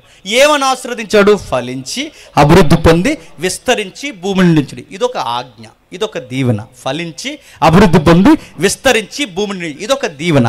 రెండవ దీవెన ఏంటి? ఆకాశ పక్షులను, భూజంతువులను, భూమి మీద ప్రతి జీవిని ఏడుని చెప్పిన, ఇది రెండవ దీవెన. అంటే రెండు దీవెనలు ఉన్నాయి, ఇద్దరు వ్యక్తులు ఉన్నారు. రెండు దీవెనలు ఉన్నాయి, ఇద్దరు వ్యక్తులు ఉన్నారు. ఆ ఇద్దరు వ్యక్తులు ఎవరు? ఒకడు భార్య, ఒకరు భర్త. భార్య భర్తను దీవించాడు. ఒక దీవెనేమో ఫలించాలి, రెండవ దీవెనేమో ఏలాలి. ఒక దీవెనేమో ఫలించాలి, రెండవ దీవెన ఏలాలి. ఇప్పుడు అడుగుతున్నాను, ఫలించడం అంటే స్త్రీ జీవితంలో చెప్పండి. ఫలించడం, ఒక స్త్రీ ఫలించడం అంటే ఏంటి చెప్పాలి. అది ఇప్పుడు చెప్పారు ఎవరు? గర్భఫలం. ఫలించడం అంటే ద్రాక్ష గుత్తులు గాయడం కాదు కదా, ఇక్కడ ఒకటి. ఫలించడం అంటే ఏంటి? స్త్రీ ఫలించడం అంటే బిడ్డలను కన. అంటే ఇప్పుడు స్త్రీకి ఇచ్చిన గొప్ప దీవెన ఏంటంటే నువ్వు బిడ్డలను కంటావు. అంటే అవ్వమ్మకిచ్చిన గొప్ప దీవెన నువ్వు బిడ్డలను కనడమే గొప్ప దీవెన. ఆ బిడ్డల్ని నాకు అనుకూలంగా పెంచడమే గొప్ప దీవెన. అంటే దీవెనలో ఏముంది? అకౌంటబిలిటీ ఉంది. దీవెనలో ఏముంది? బాధ్యత ఉంది. అంటే ఏదన్నా ఒక దీవెనిస్తే దేవుడు ఏం చేస్తాడు? బాధ్యత పెడతాడు. ఆ బాధ్యతను జాగ్రత్తగా మెయింటైన్ చేస్తేనే ఆ దీవెన మరింత దీవెన అవుద్ది. ఆ బాధ్యతను మర్చిపోతేనే ఆ దీవెనే చెప్పండి శాపం అవుద్ది. దీవెనలు శాపాలు అవుతాయంటే అయ్యా ఈ ఫ్యామిలీకి ఒకటి వారిని ఫలించమన్నాడు. ఈ ఫలించే ప్రాజెక్ట్ అవ్వమ్మ గర్భంలో పెట్టడంటే బిడ్డలు కావడం. ప్రకృతి మీద ప్రతి జీవిని ఏలాలన్నాడు ఆదాముని. ఎలా ఏలాలి నడుతున్నాను? ఆకాశ పక్షిని ఎలాగే వెళ్తాడు, భూజంతువుని ఎలా వెళ్తాడు? ఏలడం అంటే కర్రట్టుకుని తిరగమనా? ఏలడం అంటే పక్షులు మేపమనా, గొర్రెలు మేపమనా? ఏలడం అంటే మూల పదం చెప్తాను వినండి. ఏలడం అంటే ఏంటంటే అక్కడ మూల అర్థాలు చెప్తున్నాను. ఏలడం అంటే నువ్వు సరిగ్గా ఉంటే నేచర్ సరిగ్గా ఉంటుంది, నువ్వు సరిగ్గా లేకపోతే నేచర్ ఎఫెక్ట్ అవుతుంది. మీరు ఇర్మియా గ్రంథం ఇంటికి వెళ్ళక చదవండి. మీ పాపములను బట్టే కదా పక్షులు సమస్యపోతున్నాయి, మీ పాపములను బట్టేగా సముద్రం తన క్రమాన్ని మార్చుకుంటుంది, మీ పాపములను బట్టేగా ప్రకృతి తన క్రమాన్ని మార్చుకుంటుంది. అంటే ఏడడం అంటే ఏంటి తెలుసా? మనం తినంగా ఉంటే తినంగా ప్రకృతి ఉంటుంది, మనం తినంగా లేకపోతే చెప్పండి ప్రకృతి తిరగబడదు. అందుకే చూడండి, కొన్ని పక్షులు అంతరించిపోతున్నాయి. ఎందుకు అంతరించిపోతున్నాయి అంటే బైబిల్ అంటుంది మన పాపములను బట్టి అంతరించిపోతున్నాయి. ఏలడం అంటే ఏంటో తెలుసా? నువ్వు రాజువి.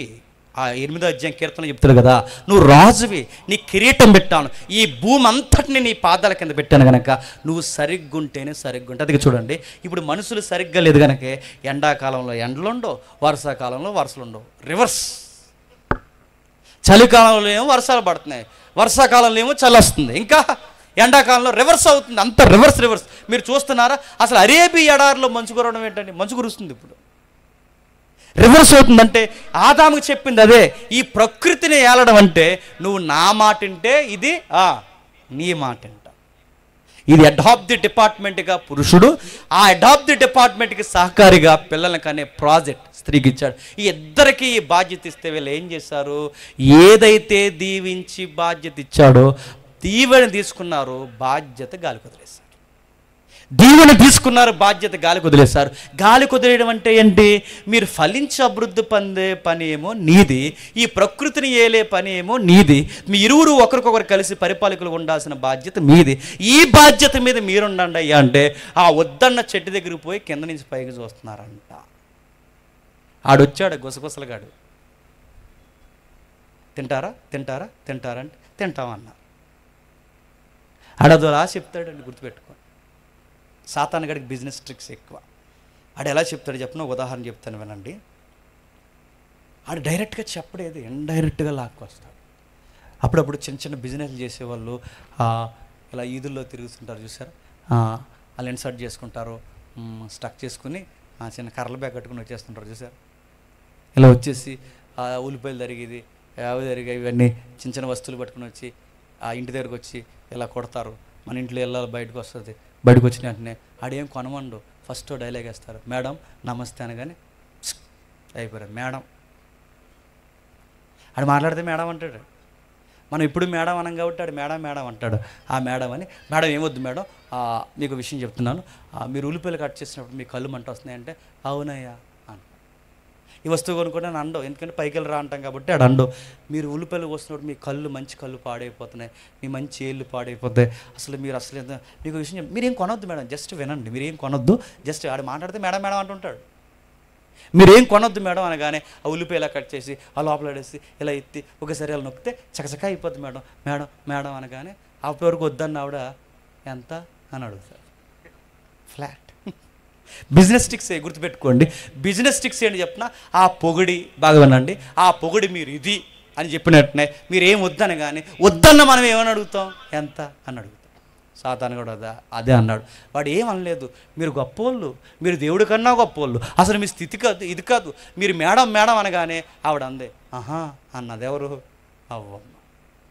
మీరు ఎలాంటి వాళ్ళు, మీరు దైవాలు, మీరు దైవాలతో సమానం. మీరేంటి, మీరు ఆయన మాట వినబెట్టి మీరు ఒకరికి అకౌంటబిలిటీ ఉండడం ఏంటి, ఆయన వద్దంటే మీరు మానేయండి. మీకు నచ్చినట్టు వినండి, మీకు నచ్చినట్టు తినండి, మీరు నచ్చినట్టు ఉండండి, మీకు ఫ్రీడమ్ పోవడం ఏంటని. కానీ ఇవిడికి వెంటనే ఇలా కొమ్ములు వస్తున్నాయి. ఎవరికి, అవ్వమ్మకి. వెళ్ళిపోయింది. అక్కడ రాయబడింది బైబిల్లో మాట, ఆవిడ కొన్ని తినేసి కొన్ని అలా ఆయనకి దాసించిందంట.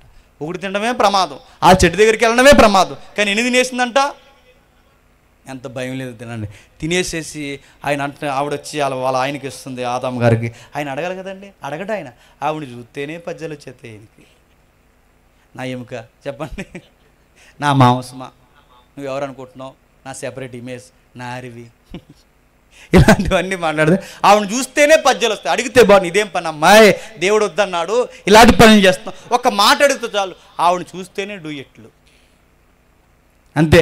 ఇలా పైనుంచి ఆవిడ తింటుంది, పర్ర కొంచెం తిను అనగానే ఇప్పుడు ఆవిడ ఏమి ఇచ్చినా తినేశాడు. అంతే. ఏమైందో మనకు తెలుసు, వద్దన్న పని చేశారు. అప్పుడు ఏం జరుగుతుందో ఒకసారి చూడండి. తీవల్ని ఎలా ప్రమాదం అవుతుందో ఒకసారి చూడండి. 3వ అధ్యాయం 16వ వచనం. 3వ అధ్యాయం 16వ వచనం.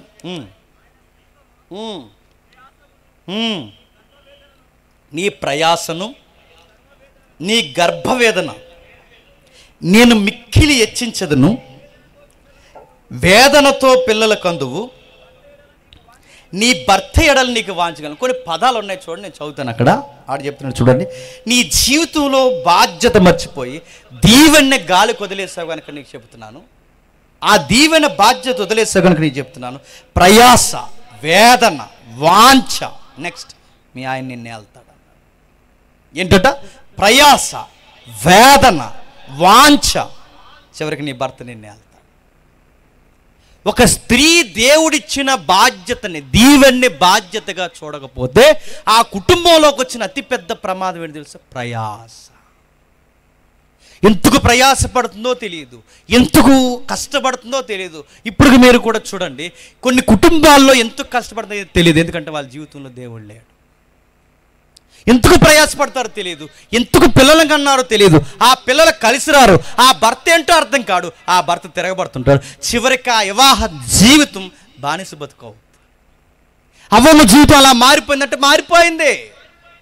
పండు పెంచక ముందు అవ్వమ్మ జీవితం ఏంటి తెలుసా, రేపు పొద్దున్న టిఫిన్ ఏమి వండాలి, మధ్యాహ్నం లంచ్ ఏంటి, సాయంత్రం డిన్నర్ ఏంటి, ఈ గొడవ లేదు ఆవిడికి. చక్కగా బంతుల్లాగా, చక్కగా ఆనందకరమైన ఆ జంతువుల మధ్య బంతుల్లాగా తిరిగేవారు ఆదాం అవ్వలు. ఇప్పుడు తన జీవితం ఏమైపోయింది, గుప్పెడి మెతుకులకు ప్రయాస వచ్చింది. కష్టపడుతుంది. ఇప్పుడు కూడా మీరు చూడండి ఎందుకు కష్టపడుతున్నారు. కొన్ని కుటుంబాలకు అర్థం మీ ప్రొఫైల్ చెప్పిన గృహిణులది. ఉదయాన్నే లేస్తారు, టిఫిన్ రెడీ చేస్తారు, అందరూ టిఫిన్ చేసి మీరు మొహం కడిగే సమయానికి 10-10:30 అవుద్ది. సరైన గృహిణి కోసం చెప్తున్నా. ఆ తర్వాత అందరు చక్కబెట్టిన తర్వాత మీరు తినే సమయానికి మళ్ళీ మధ్యాహ్నం లంచ్ రెడీ అవుద్ది. ఆ మధ్యాహ్నం లంచ్లో అందరికీ మళ్ళీ మీకు క్యారేజీలు పంపించి అవి చేసి ఇవి చేసి, లేదా మార్నింగ్ క్యారేజ్ అవన్నీ పెట్టేసరికి మీరు అంతా కుటుంబాన్ని చక్కబెట్టే సమయానికి 2-1 గంట 2 అవుద్ది. అప్పుడు తింటారు. అదుగో ఇదిగాని అన్నీ చక్కబెట్టే సమయానికి 3:30. 1 గంట అలా తల వాల్చే సమయానికి మీ ఓడు బ్యాగ్ గేలేసుకుని వచ్చేస్తాడు. అమ్మే అని ఆడు మీ అబ్బాయి ఆడు అక్కడి నుంచి వస్తాడు, మురుగు బట్టలు వ్యవహారం వేసుకుని ఆడి బ్యాగ్ తీసి మళ్ళీ ఆడికి స్నాక్స్ పెట్టి అదుగు ఇదుగానే సమయానికి మీ ఆయన వచ్చేస్తాడు. చేస్తాడు. ఆయన వచ్చేసే సమయానికి మళ్ళీ ఆయనకి నీళ్లు పెట్టి టవల్ ఇచ్చి అన్నీ చేసేసరికి మళ్ళీ సాయంత్రం వంట వార్పు స్టార్ట్ అయిపోద్ది. అదిగో వంట వార్పు అనేసరికి అదిగో తిని కాస్త చక్క పెట్టే సమయానికి ఈ 10:30, 11 అవుద్ది. అదుగు ఎదుగని ఏదో మంచి చెడు మాట్లాడుకునే సమయానికి 12, మళ్ళీ ఎదుగనే సమయానికి మళ్ళీ మార్నింగ్ రెడీ అయిపోవడం, మళ్ళీ టిఫిను అది ఇది, ఆ తర్వాత మళ్ళీ మధ్యాహ్నం భోజనం అది అనేసరికి సాయంత్రం మళ్ళీ ఆడు బ్యాగ్ గ్యారేజ్ వచ్చేస్తుంటాడు. ఎవరు? మీ అబ్బాయి. ఆడు మళ్ళీ రెడీ చేసి మళ్ళీ ఇదే సైకిల్ తప్ప కొత్తగా ఏమన్నా ఉందా చెప్పండి. ఇదే సైకిల్ తప్ప మధ్యలో ఫంక్షన్కి వెళ్ళాం అనుకోండి, అది లెక్కల్లోకి రాదు. ఇదే సైకిల్ తప్ప నడుతుంది. కొత్తగా ఈ 30 ఏళ్ళ కాపురంలో ఏమైనా ఉందా? మళ్ళీ కొంతమంది ఏమంటారంటే మేము ఆలయం ఉండం, నువ్వు ఎంప్లాయ్ అయినా కాపురం చేయాలి, గుర్తుపెట్టుకో. నువ్వు కలెక్టర్ అయినా కాపురం చేయాలి, చేయవా? నువ్వు ఎవరైనా కాపురం చేయాలి, ప్రయాసపడాలి, ఏదో ఒకటి చేయాలి. ఈ ప్రయాసపడుతున్నప్పుడు ఇప్పుడు బాగా అడగండి, పెద్దమ్మలు 30 ఏళ్ళ కాపురం చేస్తున్నాడు, పెద్దమ్మ పెళ్ళి అవ్వకముందు ఎంత స్లిమ్గా ఉండేది అనివే, ఇప్పుడు ఎందుకు ఇలాగైపోయావు అని అడగండి. స్లిమ్గా ఉండేది ఎందుకు? టయానికి తినక, టయానికి నిద్రపోక స్లిమ్గా ఉండే పెద్దమ్మ ఏమైపోయింది చెప్పండి. ఇప్పుడన్నా సరదాగా అడగండి, సరదాగా సీరియస్ కాకుండా, ఏం పెద్దమ్మా అసలు నీ లైఫ్ ఒక పెళ్ళి అవ్వకముందు ఎంత రాయల్గా రాణిలా బతికేది అనివి, ఇప్పుడు ఈ కాపురంలో నీకు ఏమనిపించింది 30 సంవత్సరాలు అంటే?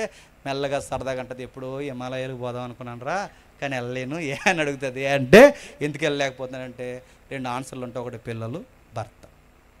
వాళ్ళు ఎక్కడికి వెళ్ళలేను రా అంటుంది. ఇప్పుడు అడుగుతున్నాను, ఎవరి కోసమైతే ఇంత ప్రయాసపడుతుందో, ఏ పిల్లలను చూపించి అయితే ఇంత ప్రయాసపడుతుందో, ఆ పిల్లల వాళ్ళని అక్కడ రాశాడు వేదన.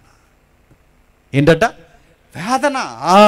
వాళ్ళ గర్భాన పడినప్పుడు వేదన, ఆ బిడ్డ లోపల ఎదుగుతున్నప్పుడు వేదన, ఆ బిడ్డ సరిగ్గా ఎదగకపోతే వేదన, ఆ బిడ్డ అడ్డం తిరిగితే వేదన, ఆ బిడ్డ పుట్టినప్పుడు వాడు ఆరోగ్యంతో లేకపోతే వేదన, ఆడు ఎదుగుతున్నప్పుడు వాడికి చదువు రాకపోతే వేదన, వాడికి చదువు అబ్బిన తర్వాత మిమ్మల్ని పట్టించుకోకపోతే వేదన, ఆడు ఎదిగిన తర్వాత మిమ్మల్ని కనీసం చూడకపోతే వేదన, ఎదుగునోడు మీకు అంది రాకపోతే వేదన, వాడికి ఏదో ఒక తలో తోకో తాకట్టెట్టి వాడికి ఇల్లు వాకులు రాసిచ్చి వాడికి పెళ్లి చేస్తే కోడలో ఆడు ఒక్కటైపోయి నీకు గుప్పెడి మెతుకులు ఎట్టకపోతే వేదన. చివరికి ఈరోజు పిల్లల్ని చూసి ఏడ్చేది చెప్తున్నారు, రే మీరు పుట్టక ముందే బాగున్నాం, మీరు పుట్టిన తర్వాత గుప్పెడి మెతుకులు తినడానికి ఏడుస్తున్నామని ఏడ్చే తల్లిదండ్రులు లేరా? అవ్వమ్మ జీవితంలో ఈ ప్రయాస వచ్చిందంటే వచ్చింది, అర్థం లేని ప్రయాస వచ్చింది. ఇప్పుడు అవ్వమ్మ జీవితంలో ఏమైంది? ఒక కొడుకు అంతకుడయ్యాడు, మరో కొడుకు హత్యకు గురయ్యాడు. హత్యకు గురైపోయిన ఆ చక్కటి కొడుకు ఏబేలు, హత్య చేసిన క్రూరమైన కొడుకు పేరు కయ్యేను. అవ్వమ్మకి ఏం మిగిలింది? యెహోవా దయ వలన ఓ కుమారుని సంపాదించుకున్నానంటే, ఏది దయ వలనే సంపాదించుకున్నావు? వాడు ఏమన్నా కలిసి వచ్చాడా? వాడు చంపబడేశాడు మనిషిని. చిన్నోడేమయ్యాడు? చూస్తుండగా చనిపోయాడు. పెద్దోడేమయ్యాడు? చూస్తుండగా అంతకుడు అయిపోయాడు. పెద్దోడు బతుకున్నా దగ్గర లేడు, చిన్నోడు చూద్దాం అనుకున్న బతికలేడు. అవ్వమ్మకు మిగిలింది ఏంటో తెలుసా? ఏదైతే దీవెనగా ఉండాలని దేవుడు కోరుకున్నాడో, ఇప్పుడు ఆ దీవెన తనకేమైంది చెప్పండి? శాపం అయిపోయింది, ప్రమాదం అయిపోయింది, ఇబ్బంది అయ్యింది, తనకు నష్టం తెచ్చింది. ప్రయాస ప్రయాస ప్రయాస ప్రయాస, బిడ్డల వలన వేదన. చూస్తున్నారు లేదో మీరు వీడియోస్ ఎంతమంది సోషల్ మీడియాలో చూస్తున్నారు లేదో నాకు తెలియదు. ఏడుస్తున్నారు తల్లిదండ్రులు, ఏడుస్తున్నారు. ఎన్ని ఇంటర్వ్యూలు చేస్తుంటే ఏడుపు వస్తుంది. ఎందుకు పెద్దమ్మ ఏడుస్తున్నామని. ఆ మదర్స్ డే నాడు, లాస్ట్ ఇయర్ మదర్స్ డే నాడు ఒక యాంకర్ వెళ్ళి అడుగుతుంది, ఏం పెద్దమ్మ మీరు చూడడానికి చాలా బాగున్నారు, మీరు రిటైర్ హెడ్ మాస్టర్ అంటగా, మీ ఆయన కూడా రిటైర్ హెడ్ మాస్టర్ అంటగా, మీరేటి అనాథ ఆశ్రమంలో ఉండడం అంటే, అప్పుడు చెప్పింది ఆ తల్లి, నేను లేక ఒక బిడ్డను కనుక్కున్నానండి, నేను లేక ఒక బిడ్డను కంటే ఆ ఒక్కగానొక్క బిడ్డ కోసం అన్నీ దాసాం, అన్నీ సమకూర్చాం, అకౌంట్ మెయింటైన్ చేసాం, చివరికి అడిగి చక్కటి బంధం తెచ్చి పెళ్లి చేసాం. ఆ పెళ్లి చేసిన తర్వాత ఆ పిల్లలు వచ్చాక మారిపోయాడండి. ఆవిడ మాట్లాడుతుంది, నా కొడుకు నెలకు నాకు 1,00,000 ఇమ్మని నేను అడగట్లేదు, నా కొడుకు నెలకు ₹1,00,000 ఇమ్మని అడగను, వాడిని డబ్బులు ఇమ్మని అడగను, వాడు నాకు ఫలానా తేరని అడగను, నేను ఏం అడగను. మీ కళ్ళ ముందు నన్ను అలా బతకనివ్వంటారా, మిమ్మల్ని చూస్తూ బతుకుతానని అడిగాను, అది కూడా వద్దన్నారండి. నా భర్త లేడు, చనిపోయింది, ఇప్పుడు నేను ఒంటరిదాన్ని, నాకు ఒక్కగానొక్క కొడుకు, వాడు కూడా నన్ను చూడట్లేదు. మాట్లాడుతూ బాధల్లో ఒక మాట అంది. మీరు అంత బాధపడ్డానికి కారణం ఏంటంటే ఒక మాట అంది, ఒకటమ్మా ఆడు కనీసం నా కోడల్లాగా ఆలోచిస్తే బాగుంది. ఏం ఆలోచిస్తుంది వాళ్ళ కోడలంటే, నా కోడల అమ్మ నాన్న నేను బాగా చూస్తుంది. మీ అమ్మ నాన్న నువ్వు బాగా చూసుకుంటున్నావు, మా అమ్మని నేను చూడొద్దని ఒక మాట అడిగితే బాగుందండి. ఏం చేస్తాడు తెలుసండి, నా కోడల అమ్మ వాడింట్లోనే ఉంటుంది, వాళ్ళ నాన్న వాడింట్లోనే ఉంటారు, వాడు బామ్మర్దులు వాడింట్లోనే ఉంటారు, అందరూ వాడింట్లో ఉంటారు, అందరూ ఆ పిల్లతోనే ఉంటారు. నేను అడుగుతున్నానండి, ఏవే నీకు మీ అమ్మ తోడుంది, మీ నాన్న తోడున్నాడు, మీ తమ్ముళ్ళు తోడున్నారు, మీ అక్కలు తోడున్నారు, మా అమ్మకి ఎవరున్నారే? నేను ఒక్కడనే కదా ఒక్క మాట అడిగితే బాగున్నాడు. ఆడు అడగట్లేదండి. ఆవిడ ఏడుస్తుంటా యాంకర్ ఇలా దగ్గర తీసుకుని ఆవిడ కూడా ఏడుస్తుంది. ఇలాంటి బాధలు సొసైటీలో ఎన్ని లేవు చెప్పండి. డబ్బులు ఉంటున్నాయి, పేరు ఉంటుంది, అన్నీ ఉంటున్నాయి, కానీ కుటుంబానికి ఏముంటలేదు చెప్పండి, సమాధానం ఉండలేదు. కారణం ఏంటి చెప్పిన, మీ దగ్గర అన్నీ ఉన్నాయి కానీ ఆ దేవునికి సంబంధించిన ఒక్క విషయం మీ దగ్గర లేదు. అందుకే ప్రయాస, అందుకే వేదన. దేవుడు మీకు ఉద్యోగం ఇచ్చి ఆశీర్వదిస్తే ఆ దేవుడికి అకౌంటబిలిటీ మెయింటైన్ చేయకపోతే ఇచ్చినవే, అది గర్భఫలమైనా, అది ఇల్లైనా, అది వాకులైనా, అది సేవ అయినా, ఆ ఇచ్చినవే మీకు భారమై సోలాల్లా పొడి చేస్తాయి ఏమనుకుంటున్నారు. మూడో మాట చెప్తున్నాడు చూడండి, వాంఛ. నీ భర్త ఎడలు నీకు ఏం కలుగుతుంది చెప్పిన, వాంఛ. వాంఛ వాంఛ అంటే చెప్పండి, వాంఛ అంటే చెప్పండి. నీ భర్త ఎడలు నీకు వాంఛ అన్నాడు. వాంఛ అంటే కోరిక కాదు. డిక్షనరీ పదంలో అయితే వాంఛ అంటే కోరిక, కానీ ఇక్కడ వాంఛ అంటే కోరిక కాదు. ఇక్కడ ఏంటో తెలుసా, కయ్యేని దగ్గర వాడతాడు ఆ పదం, మీరు చూడండి. ఇదిగో నువ్వు సత్క్రియలు చేస్తే తలెత్తుకుంటావు, నువ్వు సత్క్రియ చేయకపోతే వాకిట పాపం పొంచుండును, అది నిన్ను ఎలా మింగాలని చూస్తుంది, దాన్ని నువ్వు ఎలా ఏలాలని చూస్తావు. అంటే వాంఛ అనే పదానికి ఎబ్రీ పదం ఏంటో తెలుసా, వాంఛ అనే పదానికి ఎబ్రీ పదం గ్రిప్లోకి తీసుకోవడం. గుర్తుపెట్టుకోండి. అంటే ఒక భార్య, ఒక అవ్వ లేదా ఒక భార్య తన భర్తని ఎలాగైనా సరే గ్రిప్పులో పెట్టుకోవాలి, నా మాట వినాలని భార్య అనుకుంటుందట. భార్యని ఎలాగన్నా ఏలాలని చెప్పండి, ఎప్పటికీ జరగదంట. గుర్తుపెట్టుకుని, అదే సంసారం, ఎప్పటికీ జరగదు. ఫేస్బుక్లో ఒక వీడియో చూశాను, అందులో ఇలా తిట్టుకుంటారు ఇద్దరిని, ఏయ్ ఆ మాట నేను నిన్ను ఎలా ప్రేమిస్తాను అన్నాడు ఆడు. ఆవిడంటది, ముందు నన్ను ప్రేమించు, ఎలా వింటాను అంటుంది ఆవిడ. ఈ రెండు జరుగుతాయా? ఆవిడేమంటుంది, నన్ను ప్రేమించు, నీ మాట వింటాను. ఆడంటాడు, ముందు మాటను ప్రేమిస్తాను. ఈ రెండు జరగవు. భార్య భర్తల మధ్య పోటీ ఏంటో తెలుసా, ఒకరిని ఒకరు కంట్రోల్ చేయాలనుకుంటారు. నా మాట వినాలని ఆవిడ అనుకుంటుంది, నా మాటని ఇక్కడ ఉండాలని ఈడనుకుంటాడు. ఇది ఎప్పటికీ జరగదు. ఒకరి మాట ఒకరి పైనెట్టుకోవడమే గొడవలు అయిపోతుంది. ఆది కాండంలో ఆదాము కుటుంబంలో జరుగుతున్నది ఏంటంటే ఇదే చూడండి, నీ భర్త ఎడల వాంఛ, పిచ్చి. ఆ పిచ్చి ప్రేమ చివరికి ఎక్కడి వరకు వెళ్తాడు తెలుసా, అనుమానాల వరకు తావుతీస్తాడు. అతడు ఏం చేస్తాడు కింద చెప్తున్నాడు చూడండి, అతడు ఏలుతాడట. ఏలడం ఏంటి? అవును, ఒక భర్త ఏం చేస్తాడు తెలుసా, త్వరగా వినండి ముగిస్తాను. ఒక భర్త ఏం చేస్తాడు తెలుసా, ఆడు ఊరి మీద గొడవలన్నీ పెట్టుకుని వచ్చి ఎవరి మీద తిరగబడతాడు చెప్పండి. ఏ చెక్ నువ్వు వచ్చాక మా పంపిల్ల తేరిందంట. ఎవరిని? అవునే. నిజానికి ఆవిడ ఏం చేయను, అసలు నీ సంబంధం ఆ రోజు వద్దాం ఎందుకా అని చేసుకున్నాను, ఆ కలెక్టర్ సంబంధం చేసుకుంటే బాగున్నాను. మీరు చూడండి, మాట్లాడితే అసలు ఆ గొడవకి ఆవిడికి సంబంధం ఉండదు, కానీ వాడు ఎవరి మీద ఎగురుతారు చెప్పండి, లోకువ. గుర్తుపెట్టుకో, ఆది కుటుంబం ఎలా తయారైంది అంటే లోకువ అయిపోయింది. తన భార్యకి అవ్వకి మిగిలింది తెలుసా, ప్రయాస మిగిలింది, వాంఛ మిగిలింది, చివరికి వేదన మిగిలింది. తన భర్త తన బానిసగా చూస్తున్నాడు. మరి పెళ్ళైన కొత్తలో చూస్తారు, తర్వాత చూడరు. తర్వాత రకరకాల మాటలు, గొడవలు. ఎందుకంటే వీళ్ళిద్దరూ ఇలా అయిపోవడానికి కారణం, వాళ్ళిద్దరు ఎవరిని పక్కన పెట్టారు చెప్పండి, దేవుని ఆశీర్వాదాన్ని పక్కన పెట్టారు. ముఖ్యంగా బాధ్యత పక్కన పెట్టారు. ఆ బాధ్యత ఎప్పుడైతే పక్కన పెట్టారో ఆశీర్వాదమే ఏమైపోయింది చెప్పండి, అవ్వమ్మ కుటుంబానికి శాపమై. మరి పురుషుడు ఏమైందో చూడండి, 19వ వచనం నుంచి, క్షమించండి 17వ వచనం నుండి 17వ వచనం. నీవు నీ భార్య మాట విని తినవద్దని నేను నీకు ఆజ్ఞాపించిన వృక్ష ఫలము తింటివి, నీ నిమిత్తము నేల శపింపబడి ఉన్నది. ప్రయాస, నీ జీవితంలో ఒక ప్రయాస వస్తుంది. నువ్వు నేలకు తిరిగి చేరు వరకు నీ ముఖానికి చెమట గారుస్తుంది. ఆహారం తింటావు, ఆహారం తిని చివరికి నువ్వు సాధించేది ఏంటంటే మట్టే గనక మట్టి అయిపోతావు. ఒక మగాడు సాధించింది ఏంటి చెప్పండి, పుడతాడు, ఆ పుట్టిన తర్వాత పెరుగుతాడు, పెళ్లి చేసుకుంటాడు. జీవితం అనే బాధ్యతను, దేవుడిచ్చిన దీవుని అనే బాధ్యత పక్కన పెడితే ప్రయాసపడతాడు, సంపాదిస్తాడు. మగాళ్ళు స్లోగన్స్ వింటారు. స్లోగన్ చేయడం చెప్పినా కాస్త ఓపుకుండగానే 4 రాళ్ళు చెప్పండి, వెనకేసుకోవాలంటారు. వెలుగుండగానే చెప్పండి చక్కబెట్టు. ఇలాంటి స్లోగన్స్ ఈ సంఘంలో వినేసి ఈ సంస్కృతలాగా తయారైపోయి లోపల వెనకేసుకొని 4 రాజు 80 రాళ్ళు ఎత్తాం వెనకాల. ఆ మొత్తం మీద పరిగెడతాం, సంపాదిస్తాం. దీనికంటే ముఖానికి చెమట పడుతుంది, దేహానికి చెమట పడుతుంది, జీవితానికి ఎంత ఒత్తిడి తెచ్చుకుంటాం. డ్యూటీలు, ఓటీలు, ఓవర్ నైట్ కష్టపడి రూపాయి దాసి ఆడినెత్తి మీద పది, ఈడినెత్తి మీద పది, మొత్తం మీద ఎంతో కొంత రూపాయి పోగేసి లోపలేస్తాం. ఇంత సంపాదించిన తర్వాత సగం వయసు దాటిన తర్వాత బంపర్ ఆఫర్లు వస్తాయి. ఆ బంపర్ ఆఫర్లు ఏంటంటే షుగర్లు, బీపీలు, అలసర్లు, తినదరపడం, కలుగనవడం, పిప్పుల బాధ, అరికాల మంటలు రకరకాలు వచ్చి తీసుకెళ్ళి హాస్పిటల్లో జాయిన్ చేస్తాం. ఇప్పటి వరకు సంపాదించిన దాచిందంతా అలా పట్టుకెళ్ళి హాస్పిటల్కి పెట్టుబడి పెడతాం. చివరికి అమ్మయ్య అనుకునే సమయానికి ఆఫర్ వస్తుంది. మట్టే గనక మట్టి అయిపోతాం. ఒక మగాడు సాధించింది అంటే ఏమీ లేదు.